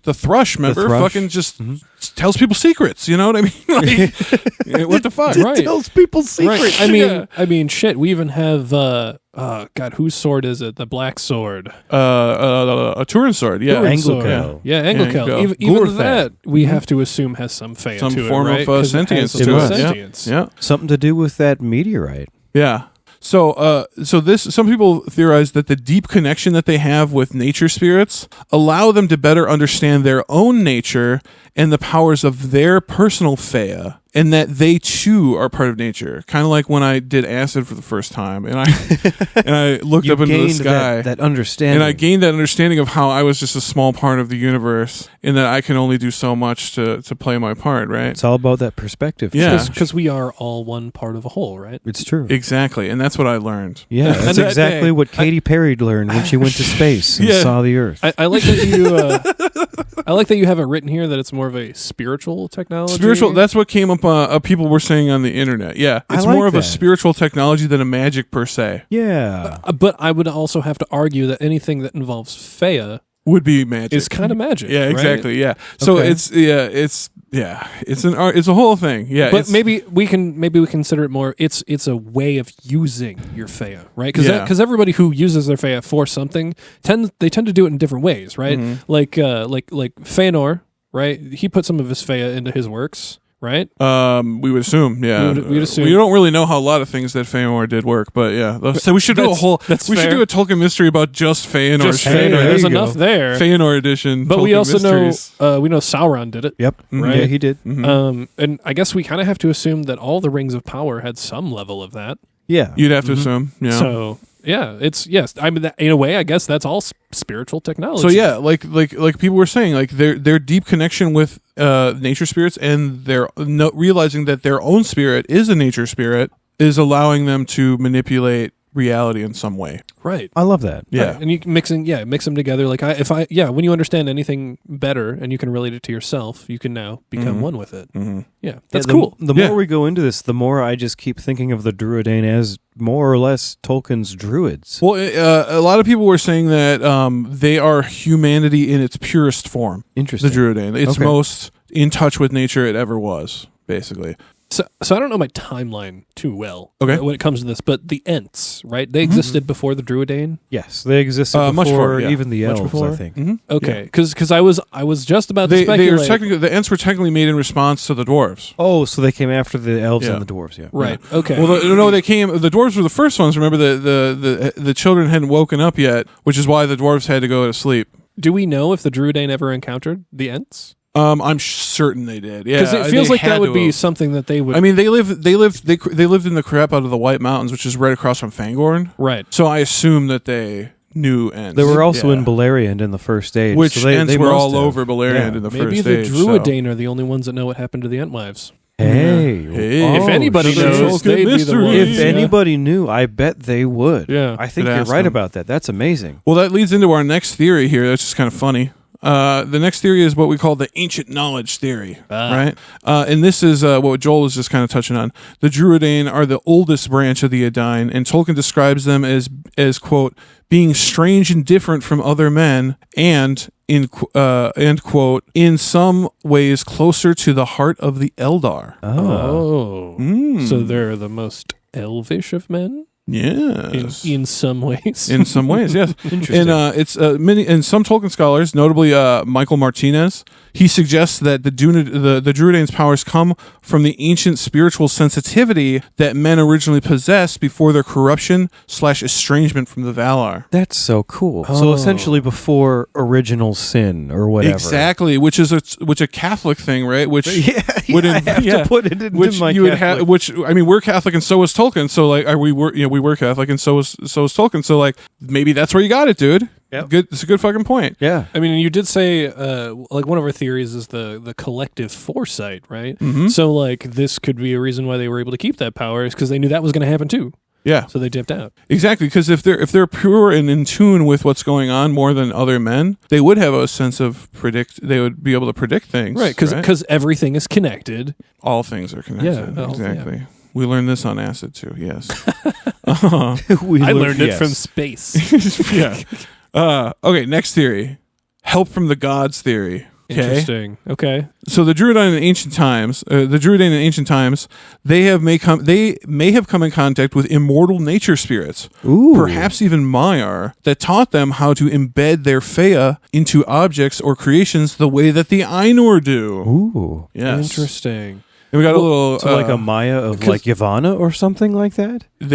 People did bring up specifically Maya of Yavanna. Yes. Well, and I guess we have to assume because back to the Sauron part, like he put his Fea into the rings. Mm-hmm. That was like he's basically like sacrificing part of himself to make a thing. Yeah. So I almost would wonder if the Druidain, like, we stop hearing about them because they used up all their strength. And it diminished them as a race and culture, right? Yeah, because or like in number at least, right? Because maybe like they encountered some hardship, had to use all their powers to overcome it, and then it wasn't enough. That's a good point, man. Yeah, maybe they diminish with the use of their Fea, like because we don't really know what ends up of them. True. They don't live as long. No, the last we ever hear from them is when Aragorn gives them the Druidan forest to live in, and they beat the drums, and that's the last anyone ever sees of the Druidan. They live in their part that Aragorn gives them, and nobody ever bothers them, and they bother nobody again.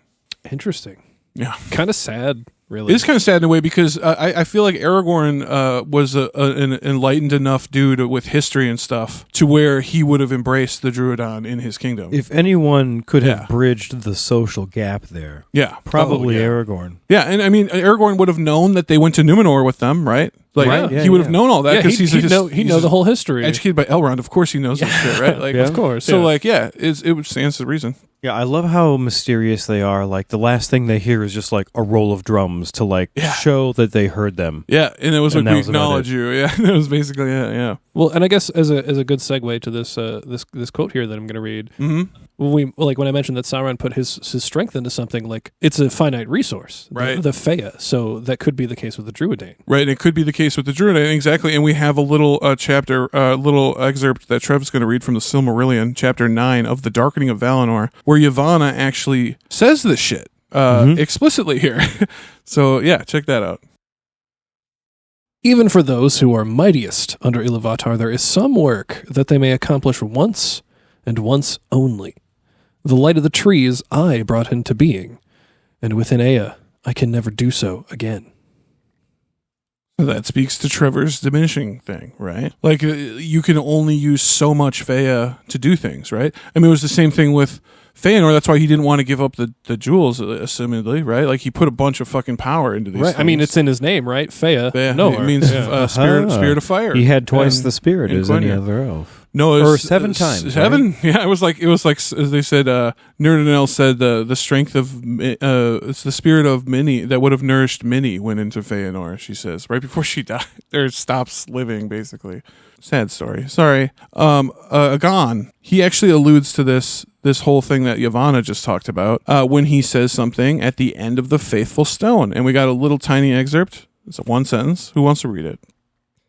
A part of the Creator has gone into the making of the stone. Right. I think that's a pretty great way to put that they're putting some Feyre of their own. Would stand to reason. Yeah. Right, because the creator gave life to everything, and that sort of life force is the Feyre. Mhm. So those things link. Yeah, but ultimately there's a ton of different theories about the Druidan and where they get their special powers and their just everything about them. They're super mysterious, you guys. They're so cool. Check it out on the internet. You'll find people talking about it all the time. Well- Perhaps we can even talk about it on the Discord. Yes. Chat on the Discord. Please with do. us about the Druidane. At the Druidan. And also what we're chatting about, the theories we're about to get into now. Oh, yeah, the next one's- Beorn theories. Ooh, these are fun. Yes. So let's get into some from the internet here. This one's called the Gift of the Wild theory. This goes back to the same logic as the Druidan powers. Beorn is super in touch with nature, right? Through this, perhaps he can better understand the true nature of Fea and Roa better and learn how to use his Fea to influence his Roa. That's pretty cool. Right, so Same his with the spirit, Druidan. Yeah. his spirit to influence his body. Right, Exactly. exactly. This is not dissimilar to the Maiar change form. Right, yeah. And only through a profound connection with nature is Beorn allowed to do this. And it's kind of interesting that his only form, though, is a bear. Interesting, right? Yeah. Right. Like, you'd think maybe he could do more, but maybe that was kind of like... Our, I imagine our- this feat for a man alone is already pretty impressive. So Yeah. Our next theory actually gets into why he's only able to change into a bear. One of these theories does. I don't know if it's the next one. but Gandalf says in The Hobbit that Beorn he's, quote, under no enchantment but his own. Right. So, like it's his own doing. it's even. his own power Right. that he's under. Yeah. He And, answers you know, to no one. That leads us to believe that magic is self-taught and not bestowed by another power, That would lead us to believe that. which could be true. Like, we don't know for Mhm. sure, but Gandalf's a smart fucking guy. So Yeah, exactly. Our next theory is called the descended from magic theory. ooh, This states that Beorn may have descended from magical beings long before the First Age. And magical this, beings, so not necessarily men. not necessarily. Right, well, before the first stage, we get crazy magical Oh, right. beings like Ungoliant and Right, so this Tom is- fucking Bombadil. So this Ooh, okay, this would have yeah. been in the era. This is the years of the tree. So this is when Middle Earth is in complete darkness, and Melkor is running rampant over there. There's all Right. sorts of crazy beasts. There's and all things. kinds of crazy things. So perhaps Beorn may have descended from one of these magical beings, these races of magical beings that stood up against Melkor before the Valar came to help. I love that. That's fucking awesome. Yes. So some speculate that these immortal spirits, possibly even Maiar of Yavanna, went to Middle Earth to help combat the evils of Morgoth growing there, right? So it could have even been Maiar that left the light of the trees to go into the darkness to be badass, Because right? while everything was dark, the plants and things of Yavanna were sort of in like a A stasis. stasis, and Yeah. they needed to be defended against these monsters. I love that argument. That Yeah. makes perfect sense. Super cool, right? And we did say That was the basis behind the Ents, even like Mm-hmm. we mentioned earlier that there are Beornings, right? Yes. It's a people. a whole people. He definitely not just yeah, himself.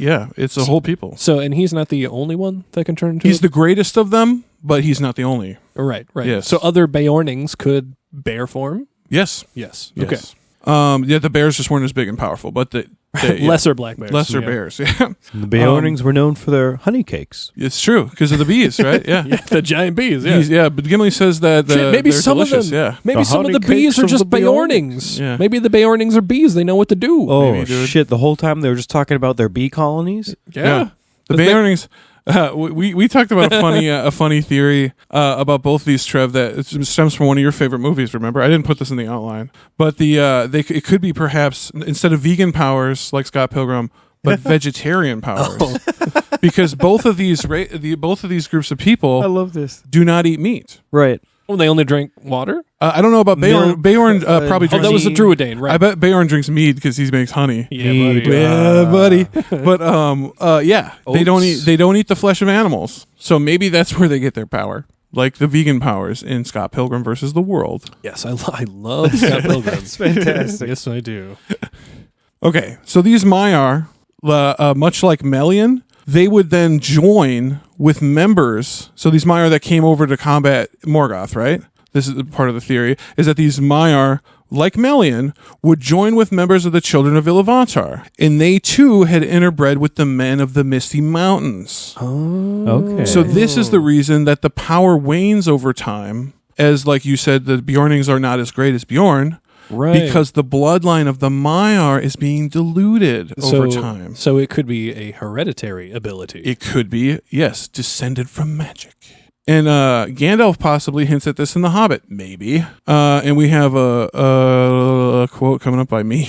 Yeah. I mean, specifically, this is what Gandalf is saying, right? So, yeah, it's from The Hobbit. It's chapter 7, Queer Lodgings.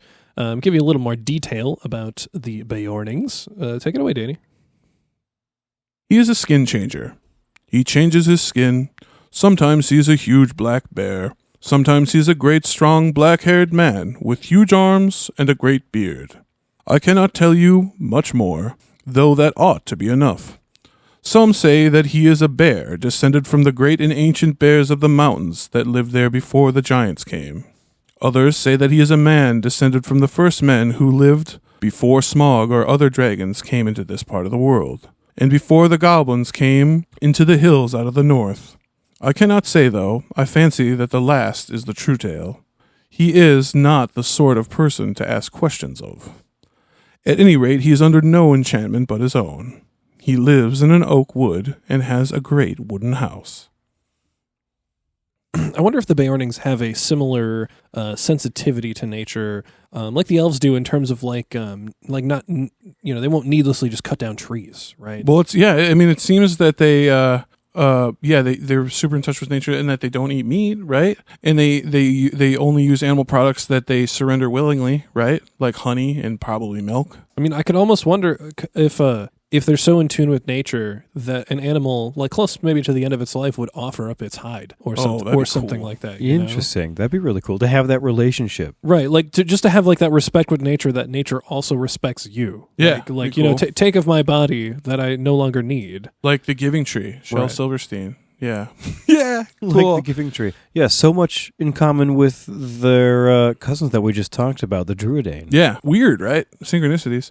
The next theory is fun. It's called the Curse of the Werebear theory. Oh, right? yeah, I mentioned Werebear earlier. Some speculate that Beorn is from a line of men cursed by nature spirits to take on the form of a bear. Oh, so like it's a negative thing. Cursed, really? But perhaps Beorn and his followers, the Beornings, are werebears that have learned to slightly overcome the curse and control their wild side. Oh, that's pretty cool. Interesting. I mean, you don't really hear of curses really being overcome like that. Yeah, well, and something to kind of back this up, it is implied, we talked about this earlier, that Beorn may be less conscious as a bear. Right, yeah. Because Gandalf, like I said, suggests not being around the dude while he's in bear form. Clearly, he's a little bit different. Because they hear him out there growling around. Remember when they're staying in the... Right. And Gandalf was like, just do not go outside. Like, whatever the fuck you do not open that door. Clearly, Gandalf knows that bears have smaller brains than men, so, like, the mental capacity is just not there? I guess. I don't know. They'll come at you. I don't know. Okay, let's talk about our theories. I didn't really come up with a good one for Beorn. There's so many wild ones on the internet that I couldn't come up with something more stupid and wild, so I don't know. Joel's got one, though. Oh, yeah, I guess in my mind, I was just looking at the question, how is good sorcery possible? And in my mind, I kind of compared it to the Force from Star Wars. Double-edged sword. Right, like, so the dark side users, they try to forcefully wield the Force to their advantage, and their sacrifices they make to do that. Whereas light side users, they kind of go with the flow. They kind of flow with the Force and let the Force flow through them. In a more natural way. In a much more natural way. Mm-hmm. I see it as a similar kind of relationship. Cool. At least that's how I'd like it to be. I love it when we compare trilogies to trilogies. Yeah. Yeah. I had a couple theories, one for each, really. So I love, these are cool. The ones so for the Druidane, I threw out there that it could have been a Maiar that split into an entire people. Right, like in Cult of Chucky, when Chucky becomes like a bunch of different Chucky dolls, right? Sure, just like that, just like that. But like, because we talk like Beor had the strongest of the power, and all the other Beornings had a lesser version of the power. Mm-hmm. So like Beor might be like the Maiar's like original form, right? Sure, and then like splitting into multiple other people that eventually, because we said the power wanes, right? Like it wears itself out as it gets further away. Like that could be. I mean, that would make sense to me, right? Like they're not a massive group of people that exist in a lot of the great events of Middle Earth, like men and all the other lesser or non-magical peoples. So like their impact would have been less because they couldn't do as much over time. Yeah, they are a particularly small group of people. Yeah, in that regard. When it comes to Beorn, I was thinking, because we had mentioned he might be existing before like the Years of the Trees kind of thing. Maybe Beor had an encounter with Melkor or some other evil, because we mentioned that sorcery tends to be evil, right? Yeah. So maybe Melkor fooled him a bit and like trained Beor in some ways, but Beorn like eventually was like, hey, you're evil. I can't keep doing this. And so like left the tutelage of Melkor. Interesting. Saying no to the evil, but he was already trained, so he knows how to use his Feyre in ways that he was taught by evil, but he is not evil. So fire with fire. Yeah, I see. That makes sense. Yeah. Because, Melkor did try to kidnap and manipulate people in Right. the early days. It's true. That's what he was doing. Right. So maybe Beorn was just a failed Melkor experiment, and Melkor learned from that and then, made more evil things that didn't betray him eventually. Wow. That's Kind of like the Star Wars games The Force Unleashed. Oh my God. When, Yeah. Yes. when Darth Yes. Vader takes on a pupil who then breaks free of his tutelage. Oh, that's Yes. totally And true. That is becomes the plot of Force and Unleashed. becomes a completely unstoppable force-wielding monster. True. Wow. Okay. Wow. Let's discuss other ways that George Lucas took things from Tolkien. I don't know why I'm on a Star Wars kick We today. talked about that in the remember the Rankin and Bass people. They were talking, or that article that had just come out about the Rankin and Bass Lord of the or Hobbit movie. They were talking about that in the article that Star Wars had just come out and Tolkien was so much influence on Star Wars. Yeah. Yeah, 1977, that magical year, Star Wars and the Hobbit film, and the A Hobbit, wonderful Rankin year and Bass. for It's so weird, many it's weird how things. these things all just link up when we just talk about them. It's Like, weird. there it Yeah. is. Okay, well, that's all we got for the Mortal Sorcery section. Hope you guys loved that much as I did. I loved it. That was cool. We got our third section coming up for you guys, which is a straight up motherfucking classic ghost story. Love it. Wookie, Yeah, wookie. the Ghosts of Old Arnor. Hell yeah. Ooh. Yeah, get ready for this, guys. Hold on to your socks. Get ready for that. I suppose we're ready for it now. Roll that mystery, Ruru. The ages of Middle-earth are littered with the woes of mortal men. One of their darkest hours would be the fall of Arnor, the great North Kingdom of the Dunedain in exile. There are many factors that brought about the kingdom's downfall. Civil war, plague, and most prominently, the war with Angmar. Third Age, 1300. The North Kingdom is in disunion due to civil war. Seeing his opportunity, the Witch King would threaten the North from his stronghold in Angmar. The three faction kingdoms of Arthedain, Rhudaur, and Cardolan would stand united in the struggle to survive. Although Cardolan would fall in Third Age 1409, there would be survivors living in the hills known as the Barrow Downs. In 1636, the last of the Dunedain in Cardolan are killed off by the Great Plague. The Witch King's next move would ensure Cardolan would never rise again. He sent some of his most mysterious servants to inhabit the Barrow Downs, the beings known only as the Barrow Wights. The exact nature and origins of these creatures remains unknown. Who are these terrible specters? Where do they come from? What do they want? And by what means do they inhabit the bones of the dead and even share their memories? Centuries later, in Third Age 3018, three Hobbit companions would enter the Barrow Downs on their quest. It would be here that they would encounter one of the most terrifying evils in all of the Legendarium. Frodo, Samwise, Peregrine, and Meriadoc would come face to face with a Barrow Wight and live to tell the tale. The hobbits were waylaid by the Wights and captured. They were brought to the tomb of the last prince of Cardolan. There, the Wight would adorn them in jewels and fine clothes before they were to be slain. Was this perhaps some ritual sacrifice to a dark power? Or was it merely theatrics? That too would remain unknown. At the very last moment, the hobbits would be rescued by another mysterious creature, none other than Tom Bombadil. His magical song would drive off the Wights by means that will also remain unknown. The story of the Barrow Wights leaves us with more questions than answers. Who or what are the Barrow Wights? Where do they draw their power? Will the Dunedain ever be able to reclaim Cardolan and drive out these terrifying ghosts of unknown origins? We may never know. The story of the Barrow Wights will remain one of Middle-earth's most horrifying ghost stories, with a great number of aspects that will now and forever remain Tolkien Mysteries.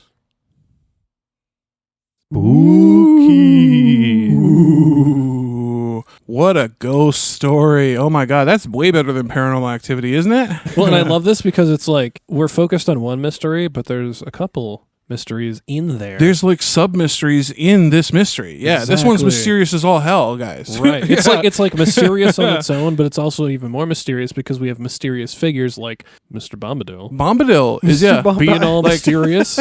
like whatever mysterious magic the Barrow Wights have can be counteracted by the mysterious magic of the other walking mystery. mysterious babbling, nonsensical Right. Yeah. magic of this. Yeah. I think it also goes to show that like Bombadil is stronger than the Witch King. Like he has to be. Well, he's stronger than at least the very strong servants of the Witch King, yeah. Right, but his magic can overtake in a way, the magic of the Witch King. Yeah, true. Like, It bested in him. that You sense. can overcome the Yeah. magic of the ring itself, Like, too. yeah, exactly, yeah. Yeah, Like, dude, he's pretty fucking mysterious. If No not- wonder he came up on that was the first episode, wasn't it? Right. Of Tolkien Mysteries? Yeah, Yeah. you know, if not for the prophecy or doom that a woman would be the one, no man would kill Yeah, the no Witch man, King. yeah. Bombadil could have done it, man. You I probably He's believe that. not a man. That's true. He ain't no man. Could we call Bombadil a man? Like No, In the literal by no sense sense of of it? the word. I don't Oldest and think, fatherless. I don't know. Yeah, he's eldest and fatherless. Okay, so let's be honest. The Barrow Wights, one of the spookiest creatures in the history of the Legendarium, right? Like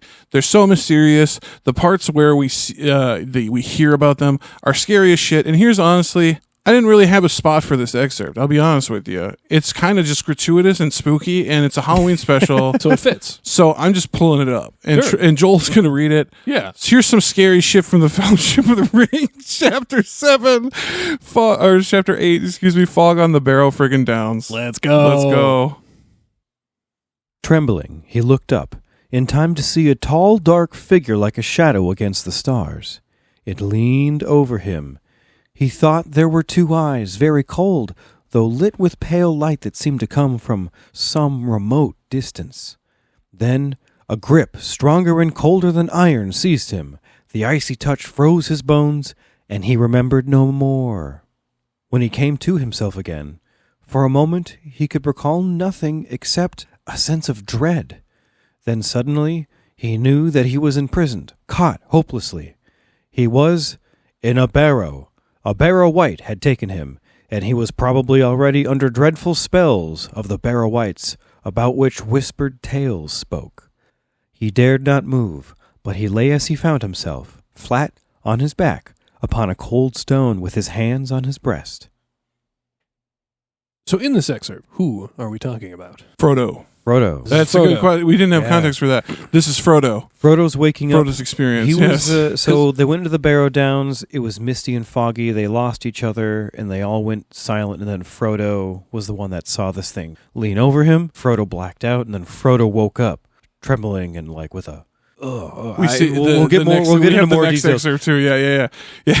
Okay, yeah, Okay. yeah. I mean, maybe I could have taken the context from the chapter it's from, but it's good to know. Yeah. Because, without knowing who that is, regardless, it's a fucking spooky scene. It's, It's yeah. spooky. Yeah, I can imagine waking up with something tall and dark again. Like That's a what's dark- really a funny. dark You- shadow You can't over really you. see it except it blots out the stars. It Like, kind of that's makes what me he think says. of This is also after he couldn't find his friends desperately. He's like looking for them, Mhm. looking for them. They and all got of a sudden, separated. where'd they go? There's this thing. it's almost like an episode of sleep paralysis. Yeah, it does remind me of Yeah. sleep paralysis. Which is, if anybody this next listening has excerpt- never experienced sleep paralysis, It's the most horrifying it can thing. be very scary. It's the worst thing. Yeah. I've had it happen several times in my life, and it sucks. I haven't balls. have it happened to me since I was a teenager, but Scary as like shit, I yeah. specifically remember like sleeping on my friend's like futon in his Yeah, we were talking in his about this. basement Oh, and that's just being terrifying. like, Yeah, can't move. What's happening? Yeah. Everything is dark. What is that above me? Yeah. Like, you know, like, it's awful. spooky. It's awful. There's There's also this is funny. I'm getting so many horror movie references today. There's a great documentary about sleep paralysis called The Nightmare. It was on Shudder a while ago, but it's so scary. It's the scariest documentary I've ever watched. Well, and it's somewhat scary because of how relatable it is. How relatable and how similar a lot of the hallucinations that people have are. That's what's real scary about it. Yeah, you should watch The Nightmare, dude. It counts for your horror movie watch. I guarantee it. Definitely have to check that out. It's weird that such a thing that is like natural to humans, you know, like a thing that happens is something that also like can just scare us so much to the point where it's just it can ruin your fucking life. Right? There's some people in that documentary. It used to happen to some people every night. Yeah, and they would go insane. How do you live not getting any valuable sleep? Would that would ruin unalive themselves easily. There's that story that Wes Craven based Nightmare and more horror movies, Nightmare on Elm Street on, right? It was a story from, I think it's from Southeast Asia somewhere, Philippines or something. But it was about a guy who kept saying that somebody was going to kill him in his sleep, in his dreams. And he drank so much coffee, basically, that he ended up dying in his sleep. Jesus Christ. But he kept saying that somebody was trying to get him in his dreams, right? Which is where Craven got the idea for Freddy. Yeah, right? yeah. I'm kind of surprised that the whole sleep paralysis thing didn't come up more in the Freddy stuff, though. Yeah, I mean, because everybody was asleep and he was infecting their dreams, but like their awakingness. You know what it does come up in is a lot of debunking of supernatural shit. Because a lot of people think it's a haunting, right? Or an alien abduction, or something or like that. You're being possessed or something. Like as that. somebody who's it happened to several times, I can totally understand why you thought that shit was happening. Yeah, it's one of those things like if you don't have an explanation for it, like I knew come up with one. I knew what sleep paralysis was when it happened to me, so I knew what was happening. But if you don't, it would be so scary. Oh yeah, I had the first couple times it happened to me. I had no idea. Like it seemed like I'm just like kind of awake. Like it didn't seem as scary because like nothing truly weird happened. Yeah, you know. Like and I woke up eventually and everything was like okay, but. If you don't have an explanation or like you have a tendency to believe in a lot of supernatural stuff, that's where your mind is going to go first. Because you can't explain it. Or if you're religious, right? Or something like that. Right. Yeah. You're gonna go a little loose after that. It's close enough to a hallucination that you can get without doing drugs. Can we add this to the KOT theory that it was all just sleep paralysis? All the hobbits fell asleep and they had a shared hallucination, and Bombadil just woke them up. There were no Barrow Whites. Yeah, no Barrow Whites at all. Everything's okay. You look like you're having a bad dream. Yeah, you had sleep paralysis, dude. Okay, well, what do we know about these Barrow Whites? There's very few things we know about these things. We know they're old. We know they're pretty old. Or if they're not old, their ability to inhabit bones seems to be can give them the appearance of being old. Right, they're sort of zombie-like. Knowledge. Yeah. Right. Mm-hmm. Yeah, because they're not the shambling dead, right? They possess. Right, it's possess the bones of the dead. Right. Yes. Which is super fucking spooky. What the hell? Honestly, I love that kind of take if it's supposed to be like a zombie take, though. Because it's like, oh, sure, reanimating the dead, like that's a zombie thing. Yeah. But like doing it with the spirit of another creature. Yeah. Or like a soul that doesn't belong to that body. It's like for lack of better words. Yeah. That's crazy, and it's very spooky. Yeah, these things also, they use all the gear. So not only do they steal the memories of the people the bones that they inhabit, they also steal their shit. So like when the hobbits wake up, they're dressed up in all this weird clothes that they don't recognize, and that's fucking weird. And this brings really strange. This brings up another thing. You know what I really, really hate in movies and books and stuff? When characters black out and wake up in different clothes. I'm like, so there's an implied scene where somebody non-consensually stripped you naked and dressed you in a new outfit, and you're supposed to wake up and be chill with that? Fuck no. I'd be like, who the fuck got me naked while I was out? You guys, come on now. You know what I mean? Yeah. Were you at least respectful? Yeah, please. Yeah. But that also makes me wonder, like, okay, so if the Barrow Whites can assume the memories of a creature, that has to, I mean, you almost have to assume that the Feyya of those creatures is maybe trapped or something like or that, in some way still existing within the bones of the creature.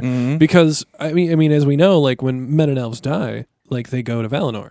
Like men go to the Halls of Mandos. Elves will just go over there. Maybe they go to the Halls of Mandos if they feel like it. They do too. It's like it seems like a different part of Halls of Mandos or some shit. Right. Though, yeah. But that is strictly their Feyya, because the Roa is dead, right? So their Feyya goes over. So if their bodies are dead, their memories would remain in their Feyya. At least that's my assumption. Yeah. So that also has to imply that their Fea is somehow trapped as well. Yeah. And I think we were talking about this, that, like, sure, the Barrow Wights came over, but there could have already been some kind of curse that was already... not allowing them to rest, to or rest, leave. Yeah. Mhm.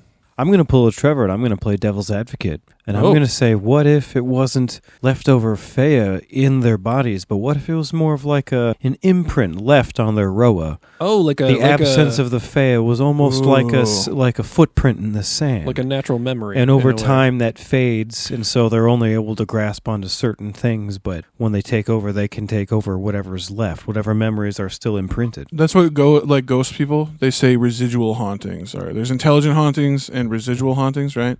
Residual hauntings are I don't believe in any of this stuff, but I know about it, okay? So residual Like Catholicism. Yeah, like Catholicism.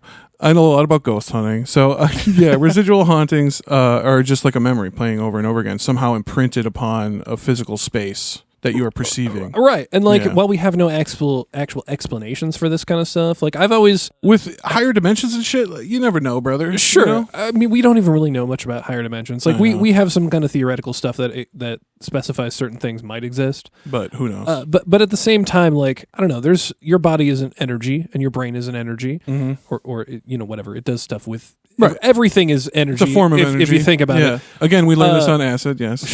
Yeah, again. The moral of the story is go take acid. This has been a very acid-centric episode, I've noticed. But I don't know, like I don't know if I still like 100% believe this, but I kind of like the only logic I can come to is that like if there is something that is like a haunting, and if like hauntings are real, it's not like the spirit of somebody. It's not some religious thing. It doesn't hold all the stuff that happened. And when you watch a lot of like horror movies or stuff, it's like a specific event that is being like replayed. A very emotionally or charged event usually. Right. Yeah. It's not like you're dealing with an intelligent being. You're dealing with a specific residual energy. Or residual emotions, like a memory of a situation. So like if a tragic thing if a tragic event happened and a person died, their brain activity might have just been out the roof, right? Because like shit is extreme. So like you're going miles a minute. Lots of stimulation. And so like if there is a haunting, perhaps it's not a spirit, but it's that sort of residual like imprint that your brainwaves left in that spot. Echoes from those brainwaves. That's the a crazy popular amount of brainwaves that were happening at that time. There's There's a popular theory as to how residual hauntings happen. Yeah. Right. Okay, so I'm not alone in this. No, thinking. you're not alone. Yeah. I mean, there's not any evidence to really suggest that that's the case regardless. But as far as like actual explanations go, Not super shitty. That's the closest thing I could like believe, but I'm still skeptical. Yeah. You know? Belief is scary. And you know what else is scary? This next excerpt coming Yeah, up. there it is. Oh, there it is. Yeah, it's true. We got a spooky one from Trev. He's going to read it. This is Fellowship of the Ring again, Chapter 8, Fog on the Barrow Downs. Let's get spooky. He turned, and there in the cold glow he saw lying beside him Sam, Pippin, and Mary. They were on their backs, and their faces looked deathly pale, and they were clad in white. About them lay many treasures, of gold maybe, though in that light they looked cold and unlovely. On their heads were circlets, gold chains were about their waists, and on their fingers there were many rings. Swords lay by their sides, and shields were at their feet, but across their 3 necks lay one long, naked blade. Dude, that's so scary. The picture, like that's. Thank you, Tolkien, for just painting a picture with your words, dude. Yes, like it's crazy sometimes. Making your skin crawl with this one. Yeah, even more so, just proving that man, Tolkien is multifaceted when it comes to the genres he puts into his work. So he's the greatest author in the English language, in my opinion. But like this is perfect spooky-ooky stuff. Yeah, this is spooky-ooky. It almost doesn't really get better than this. No, this is prime A pretty peak spooky-ooky of the which is why I left it for the last mystery, because it is the most classical spooky-ooky of these 3 mysteries. I think. I mean, murder is spooky-ooky, right? Right. Sorcery is spooky-ooky. Yeah. But what's spooky-ookier than angry ghosts that they inhabit the bones of your ancestors? You know what I mean? And most ghost stories don't really get explained, right? No. Like Yeah, you have a bunch of maybes, but nothing's ever really solidified. Yeah, this one is left so pleasantly open-ended. Yeah. So let's get into what we know about Barrow Wights, right? They were sent to the Barrow Downs by the Witch King after the fall of Cardolan in 1409. 1409 is when Cardolan fell militarily, right? That was when all the leaders were killed off, and the people remained for like 2 centuries here. So the Great Plague finished them all off and depopulated the Barrow Downs by 1636, and that's when the whites were sent in. Send in the whites. Video games definitely lean on whites as like Yeah. usually Another sort of name for a kind of ghost. yeah. Normally it's like a skeletal being. Yeah. But even like in the show Supernatural, which I'm a big fan, yeah. in some of the early seasons they encounter a white, and the white is like a ghastly creature that feeds on people. Fuck. Like it'll be like in the woods or whatever, and it'll take unsuspecting people, and it will take it back to its cave, and it will feed, and that's how it continues to live. Gross.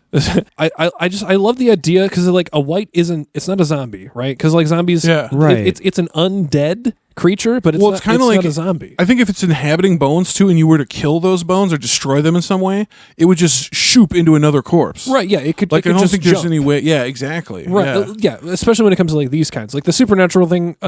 Supernatural, the show. That white was like a creature on its own, Mm-hmm. right? But like in this, they are spirits that possess the bones of the dead. Which is even more spooky. Super spooky. Because like, what do you do against a creature like that? Like, sure, you destroy. what do you do? You destroy the bones, like you fight it or whatever. And, Sorry, Grandpa. And it's broken. It goes and possesses another one. Like, I have no problem even thinking that a Barrow White could like reanimate the bones even if they're broken and put them together. Yeah, into some grotesque yeah. form of. Yeah, them back together. like even if they're not like still like in the perfect shape of a human, like you could put those joints together. Yeah. and Puzzle have a piece creature. back together what's left. The building blocks of horror bones, right? Yeah. Yeah, and if nothing else is going to do that, a fucking spirit / Yeah. ghost is gonna. You could do some like Ed Gein, Leatherface type style, bone art. Oh my right? god! So that's what the whites do in their downtime, right? When there's no one they make around, bone art, they make like Leatherface. bone Yeah, art. they have a bone lamp and a bone. Honestly, they probably have festivals and stuff among themselves, right? Yeah. Like, all right, it's that time of the year. It's the yearly bone festival. Let's put together our jack-o'-lanterns and whatever else. Oh my god! The Barrow Whites are the Halloween of Tolkien.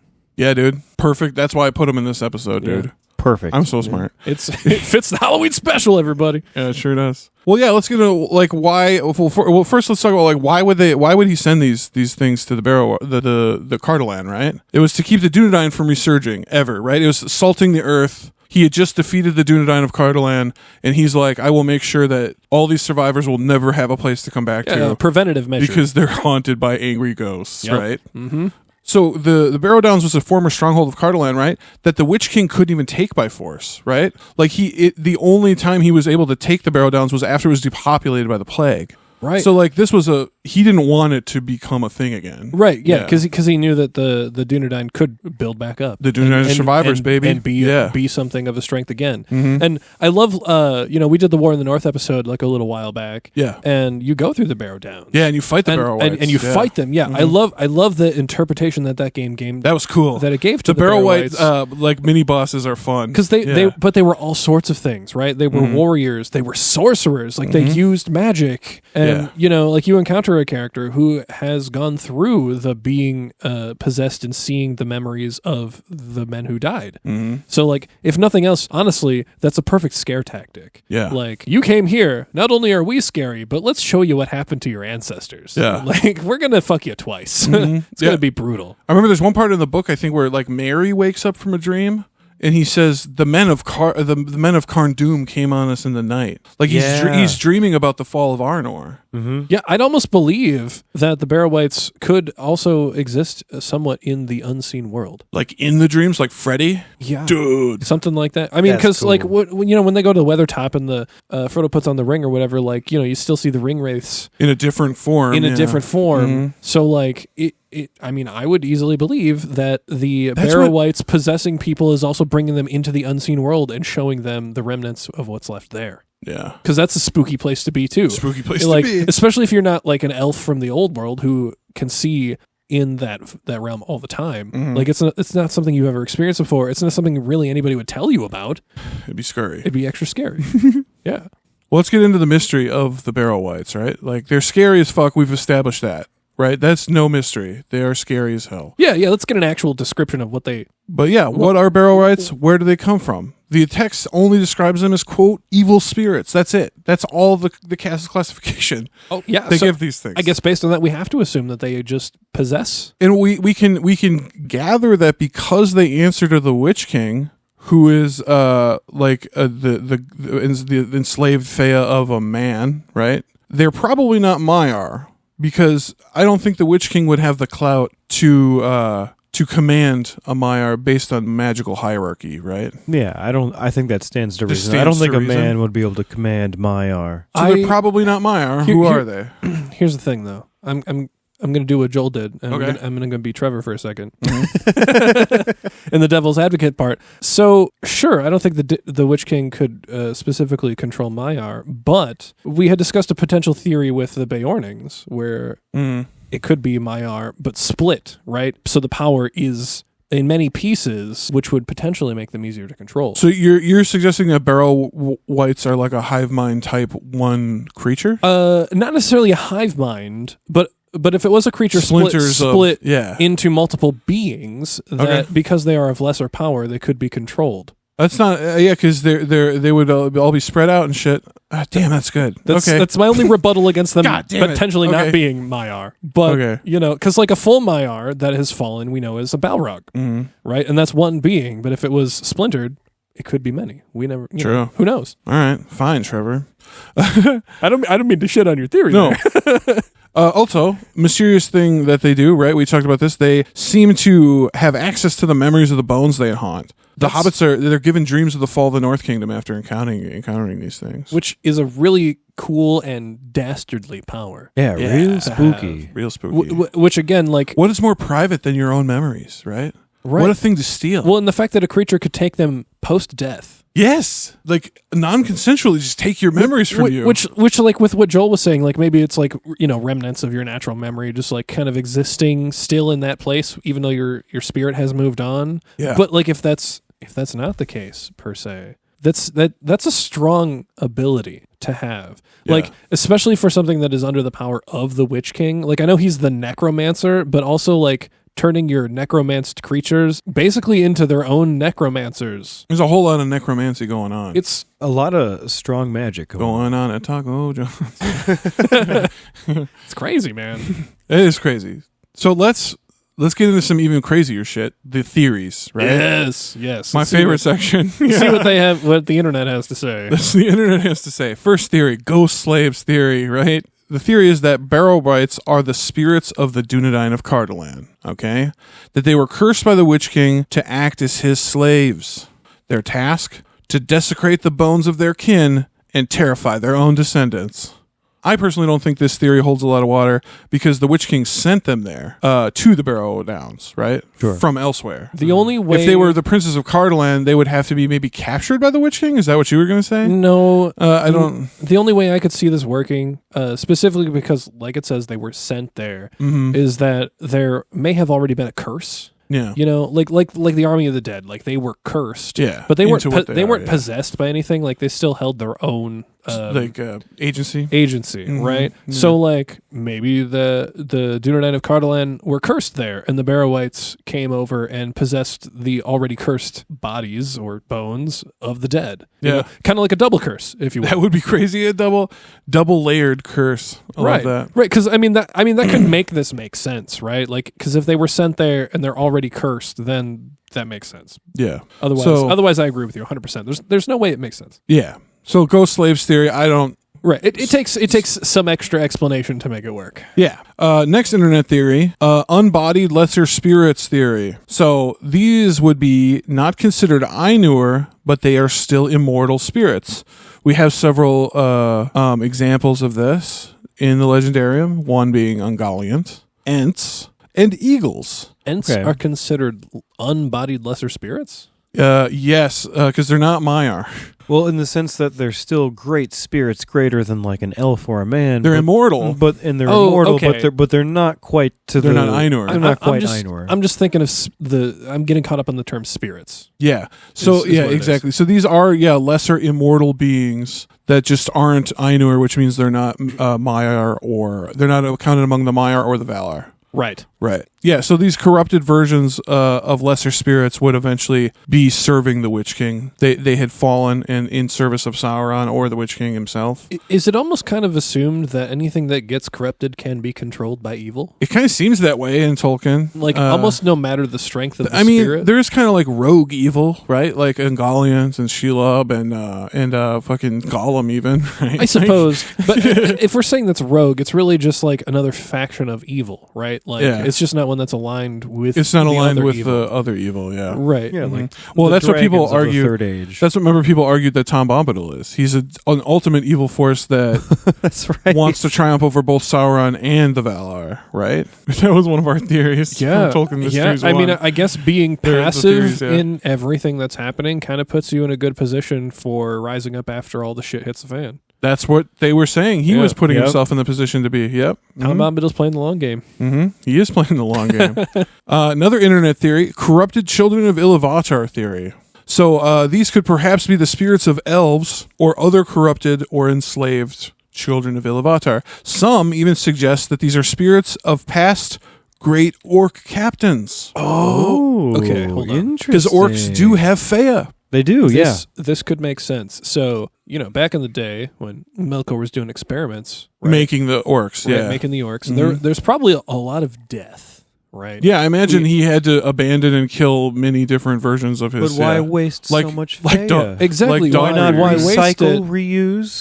So what if Melkor imprisoned all of the souls of those who died under his slavery, corrupted them, and then they were just obviously we know that his fortress fell and everything, like Balerion got sank.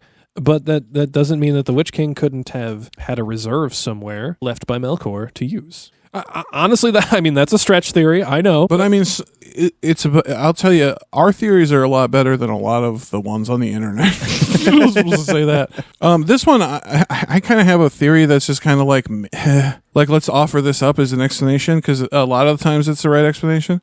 Black Numenorians? Sure. That spirits of them that once served the Witch King while he was king of Numenor or some shit. Like maybe they're noblemen.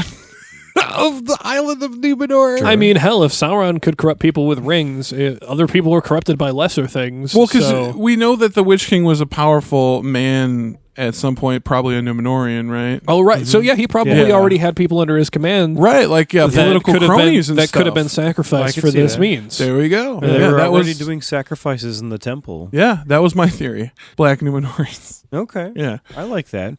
I mean, so I guess I just kind of personally liked the theory that it was souls of men, specifically, not elves or orcs, Yeah. but that specifically men that were entrapped by the Witch King after their death and were unable to cross over due to whatever the Witch King was doing into, the mysterious afterlife that Iluvatar prepared for men. Yeah. I We know that even good characters have the ability to do this, right? Isildur did it with the Army of the Dead, remember? Right, yeah.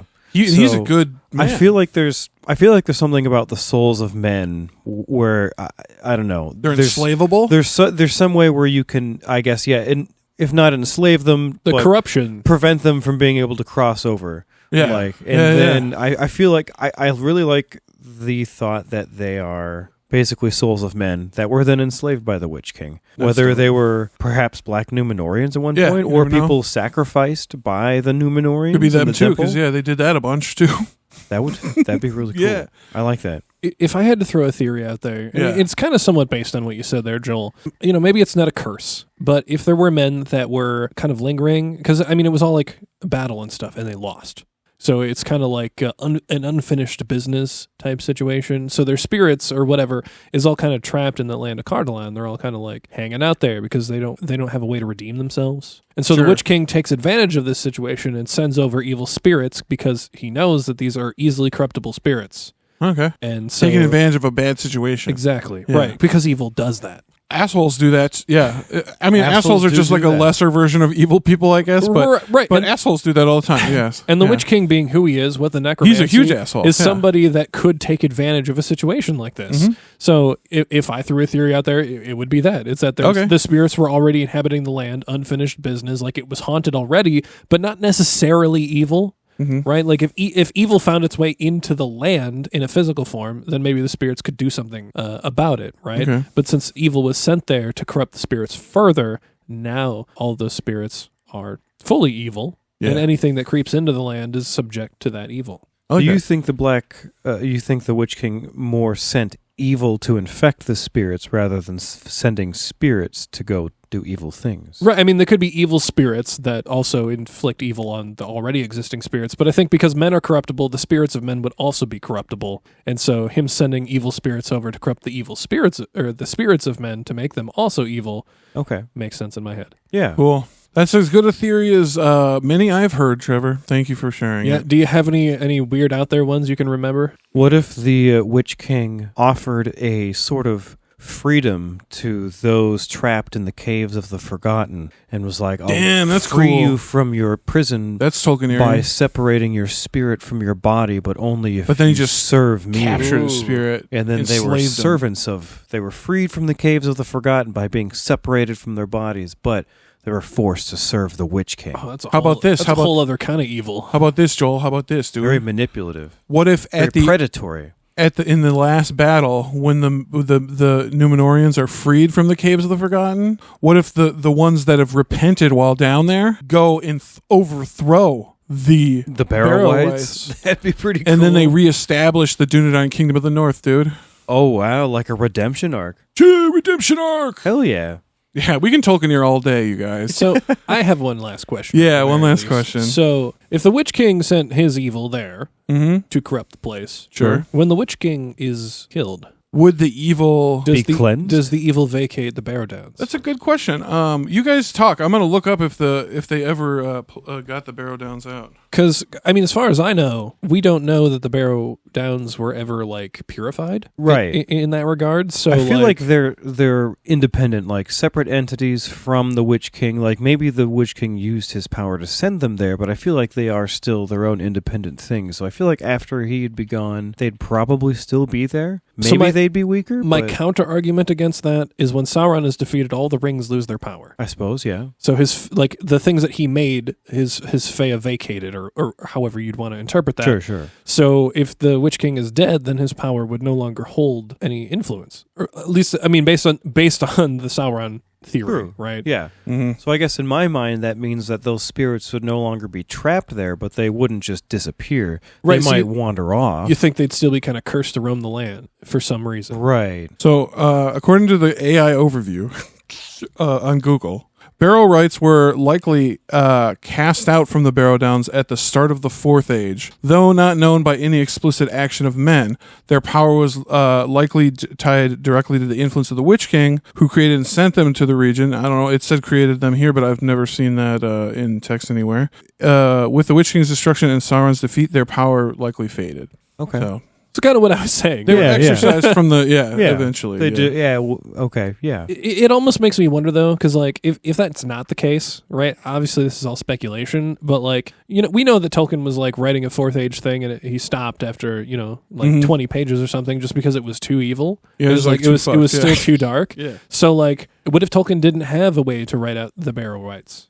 The Fourth Age that he was going to write would also have included them because they. It was the Barrow-wights infecting the world. Well, it was. Well, I mean, it that's- was still a prominent evil existence. That's true. Somewhere. Trev, when Aragorn takes over the restoring the kingdoms of the Dunedain, that would have been on the list. Like, let's get the Barrow Downs up and Yeah. running again. Yeah. We got to get those ghosts out of there. Figure it out, right? Right. I mean, Yeah. the men settled there because it was a good region to be settled. Yeah, and they fortified the So- crap out of it and all that. Yeah. Right. Yeah. Why wouldn't you take Yeah. that back? Like, it's good land. Yeah, the Barrow Downs was like, I think the Barrow Downs was when the three kingdoms split to the faction kingdoms. They fought over the Barrow Downs and the Weather Hills on several occasions. I'm pretty sure. So all the Dunedain wanted the Barrow Downs. It was a place that was important to them, and it was also ancient burial for pre-Numenorian men too, which made it like a sacred place. Right, and it's also a place because we know that like several different groups have traveled through the Barrow Downs to get from A to B. So it's also implied that it's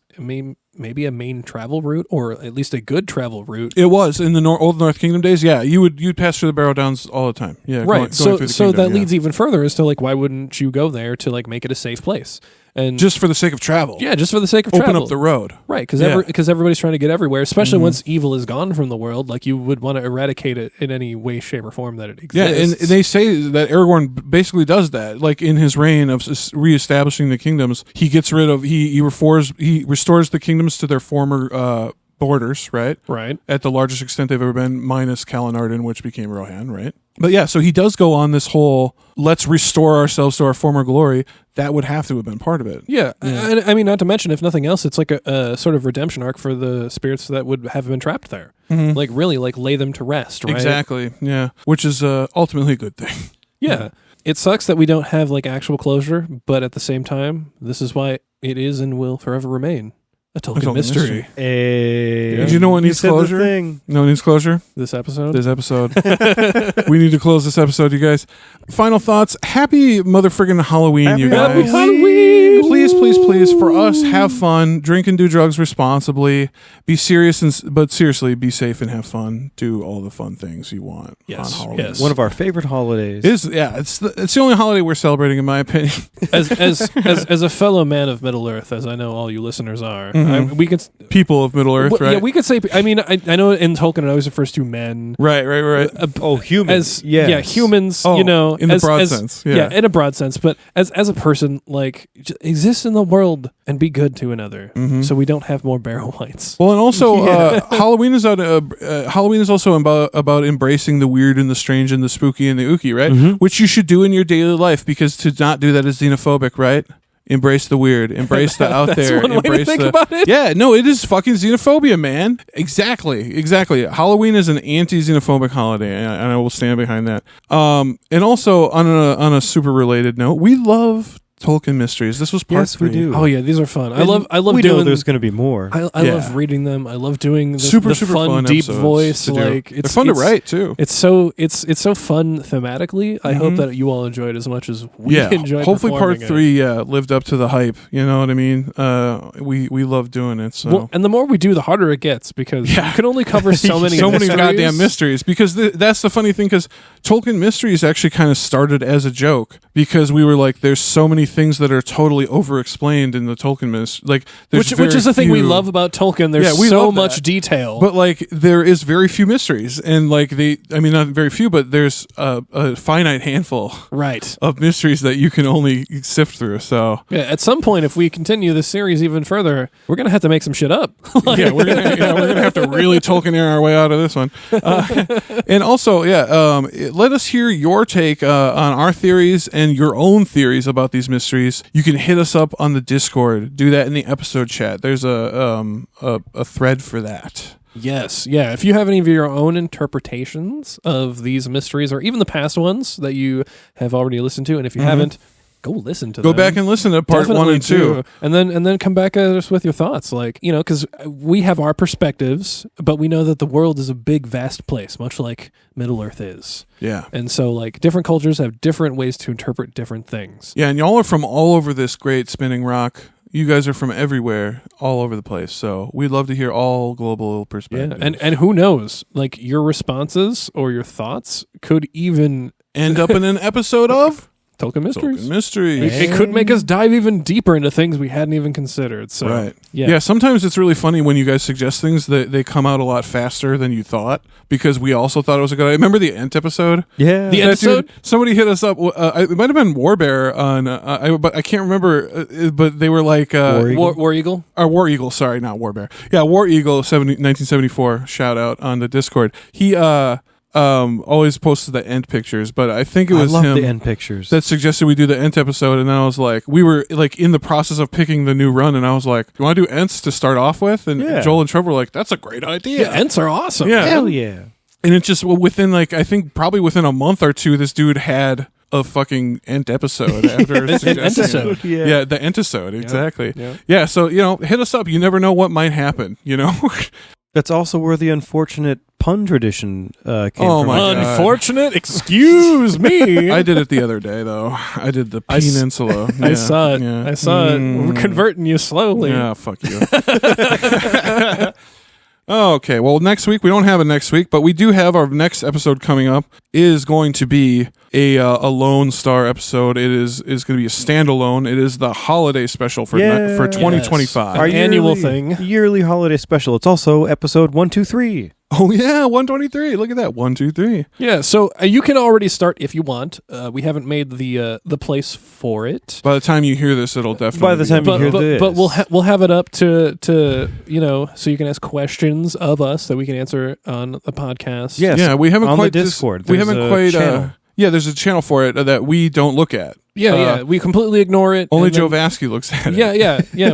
We have one of our buds, specifically Joe in this case, to vet the questions, Curate it. Pick the good from the bad, et cetera, Yeah. and then present them to us in a more of a, I don't want to say live format, but an unresearched format, Right. So that way we could pull everything from our brains, and you can. Yeah. I don't want to say Well, this 'cause- is a good way for you to test our knowledge because that's a pretty mean thing to do. Well, here's the thing. If you're unfamiliar with the KOT holiday specials, they're a tradition that go back to the very beginning of this podcast. The very beginning. Yeah, before And, I was even a primary member. Oh, yes. Like I used to be the one curating the questions. Yes, so you and secure stuff. the. So Yeah. basically, we take listener questions, suggestions, and we do the best we can because we're drunk as hell. Basically, Yeah, That's the goal. I get the drunkest I get all year easily. It's almost like drunk history in a way, where we It's just like drunk history, we just yep. get trashed and then we go about the business. yeah, Like- and it's a fucking mess. It's an utter mess. Yeah. There's always a safe word, and we never use it. we have that one time I was we getting did a the couple spins- of times, Seems but to be tradition. That one time I was getting the spins 2 years ago. That was bad. I did Yeah. I did the whole second half of the episode with my eyes closed. I stayed after that episode. Hey, to make you sure were a you trooper. okay. You were a trooper. Well, yeah, I drank almost an entire bottle of bourbon. So that was. But hey, But I do it for you guys because I love the holiday special. It's so fun. yeah, it is the most fun, and honestly, we've done it kind of as it's sort of a variety show in a way. Right? It is sort of like we a take variety questions.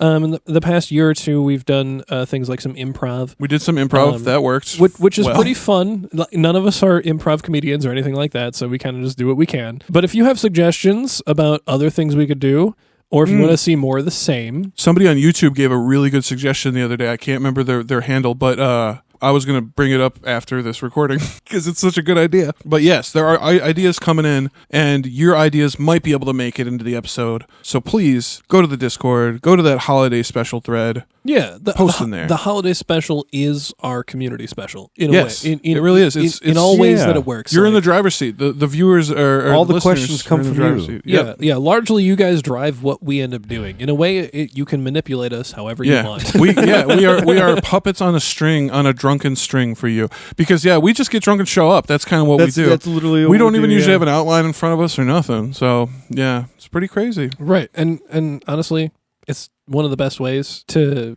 just get yourself in one of our episodes. Yeah, dude. And get us to, I don't know, say weird stuff. It's bad, yeah. We say enough All weird kinds stuff, of things but are like, said. Yeah. but you put us on the spot, we'll give you some content. That's Oh, for we sure. will. And I mentioned that the holiday special would be a standalone special because we do have to do a little bit of announcement here. We're not trying to freak you out or anything. Oh yeah. Calm down. Calm down. We're not trying to freak you out or anything. Joel wanted to use the H word for this, and I did not want to use the H word. Oh no, we just wanted to. So we're coming up. The H word is hiatus, by the way.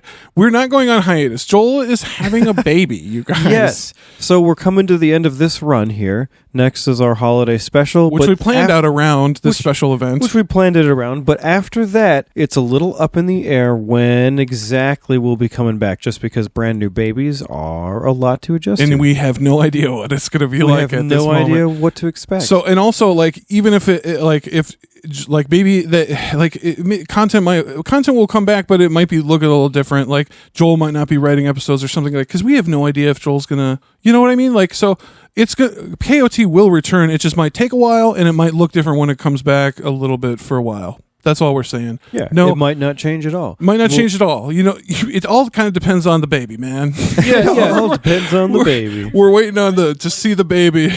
For anyone that's curious, we are expecting a little girl who is due at the beginning of December. Fuck yeah. So she'll probably be a Christmas time baby. Hell yeah. Can't wait. So, yeah, she might even be here before the holiday special. It's true. So Joel might be a new father by the next time you hear him, which is pretty wild. Yeah, it's true. I mean, honestly, at this point, we're about 2 months away from due date, so it could happen anytime. Any day, yeah. Real exciting. It's super fucking exciting. We love Joel, we love Mallory, and we can't wait to see what them genetically combined will be like. The hybrid. Yes! The hybrid. The Joel Mal hybrid. The Joelery. The Joelery. The Mallard Joel. But yeah, we're getting super ridiculous here, guys. Regardless, we'll come back. We'll have more don't content worry. for you.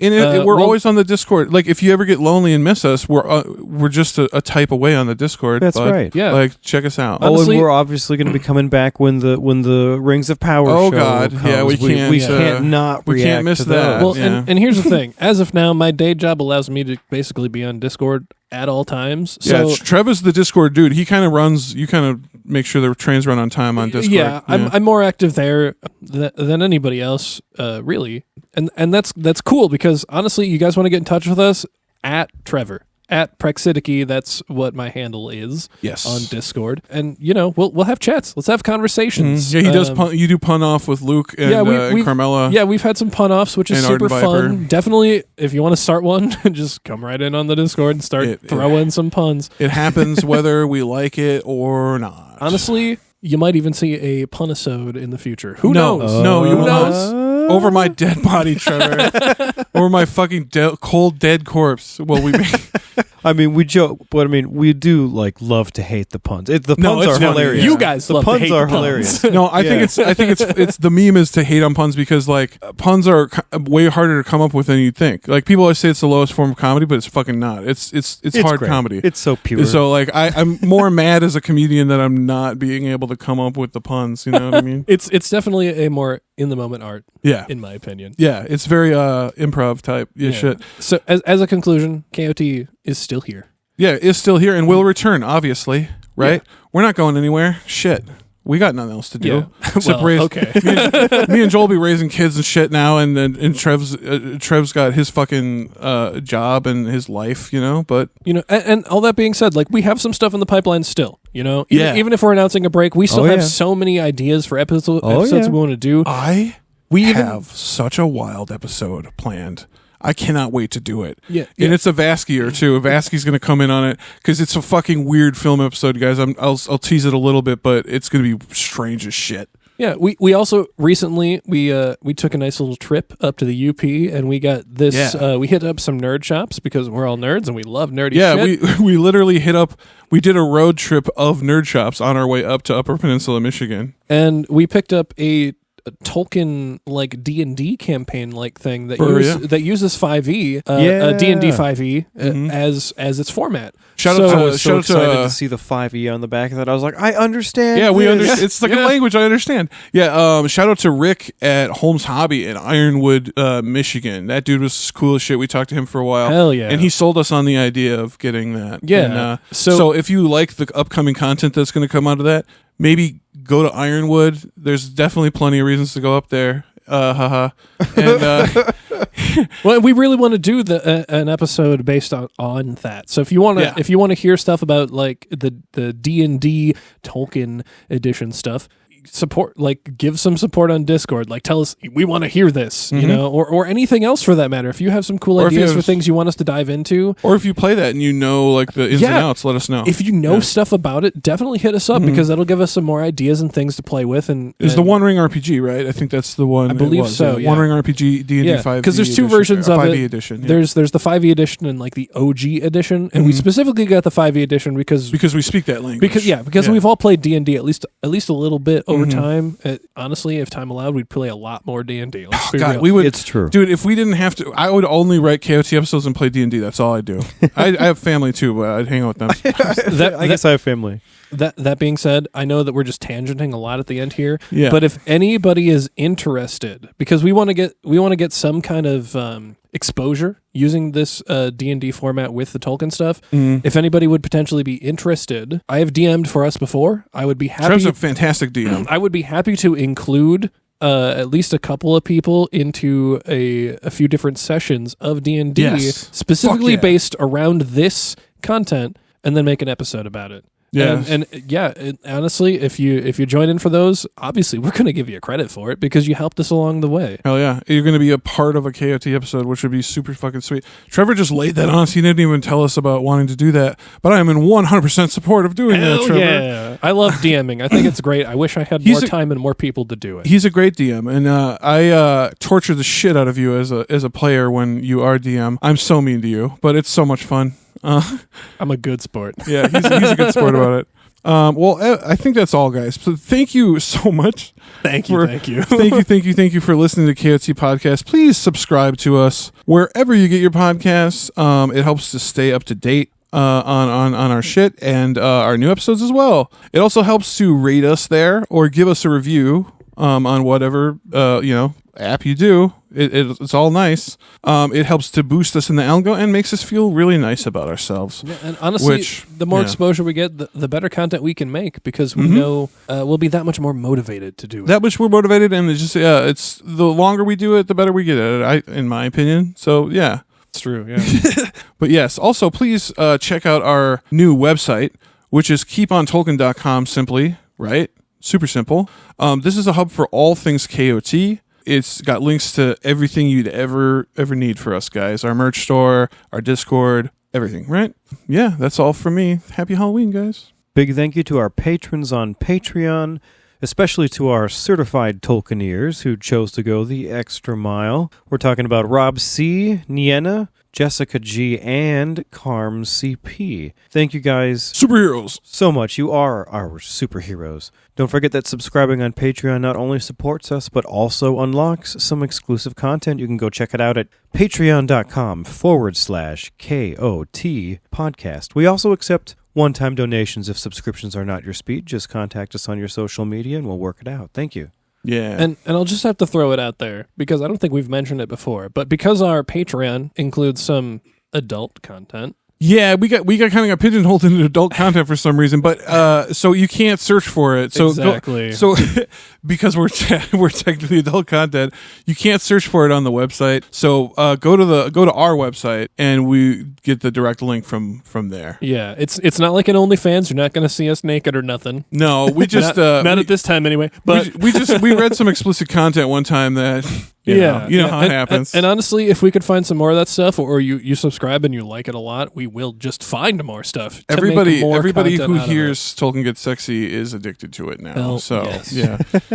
Moving on from that, you should definitely check us out on our different social media platforms. We've mentioned Discord several times throughout the episode because that's kind of our main platform. That's the easiest place to get in touch with us because you can get in touch with us directly. Like I said, my day job allows me pretty much to be on Discord whenever. So if you just throw in @Trevor D, I will see it and I will respond to you. Yes. But if you also want to find some other places where we post some other content, we do have some content on TikTok, especially when Rings of Power comes around. We throw out our reviews and things in video format. Yeah. We also throw those up on YouTube, so you can definitely check those out there. We still exist on X. We're on Facebook and Instagram, where when we tend to do more of the video-based content, we take pictures and things. We post things to those as well, so you can find us in kind of more active roles in those moments. But the easiest place to find all of those links to go to those places, like Danny said, is keepontolkien.com. And if you can't, support us with a subscription, I know everybody wants your subscription these days. We totally understand that if you can't do that or don't want to do that, feel free to buy like a t-shirt or something. That also helps support us too, man. And it helps us to be able to keep creating this content because, all of this for the most part comes out of our pocket. So every dollar that you can send us helps us to be able to keep doing this. Yeah, we have yet to break even. I think a lot of people that listen to this show don't quite realize that. We have yet to break even on a season, but it comes out of our pocket, but we love doing it, and like our families are super supportive of it too, right? Like, this is our collective passion project. This is what we do. This is what we do, and we would love to do it more and harder. So give to the Patreon. We talk about it all the time. We fantasize about being able to quit our day jobs and just do this because it would be I'm sick. looking for a new job. Joel's in the market for a new job, and he got a new baby on the way. Hey, I already work from home, but I would, so I'm already in the groove. So if you help me work from home harder, I will work from home harder.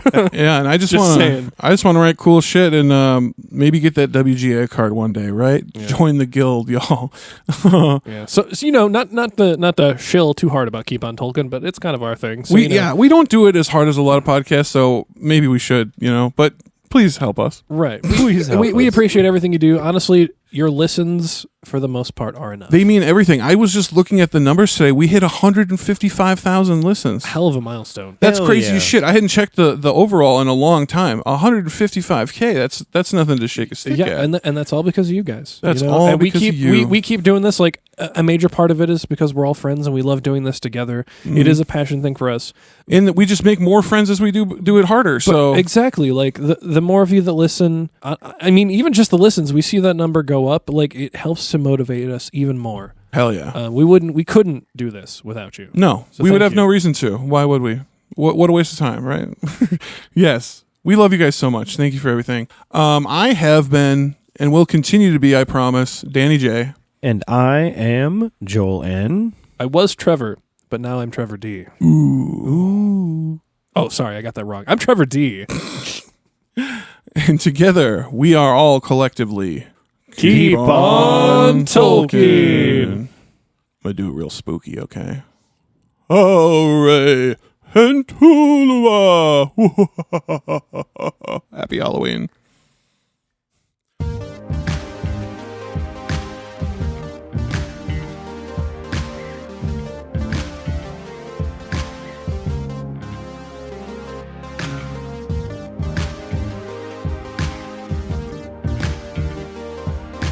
Sorry, yeah, that's all I got. Oh, Rain Tulip.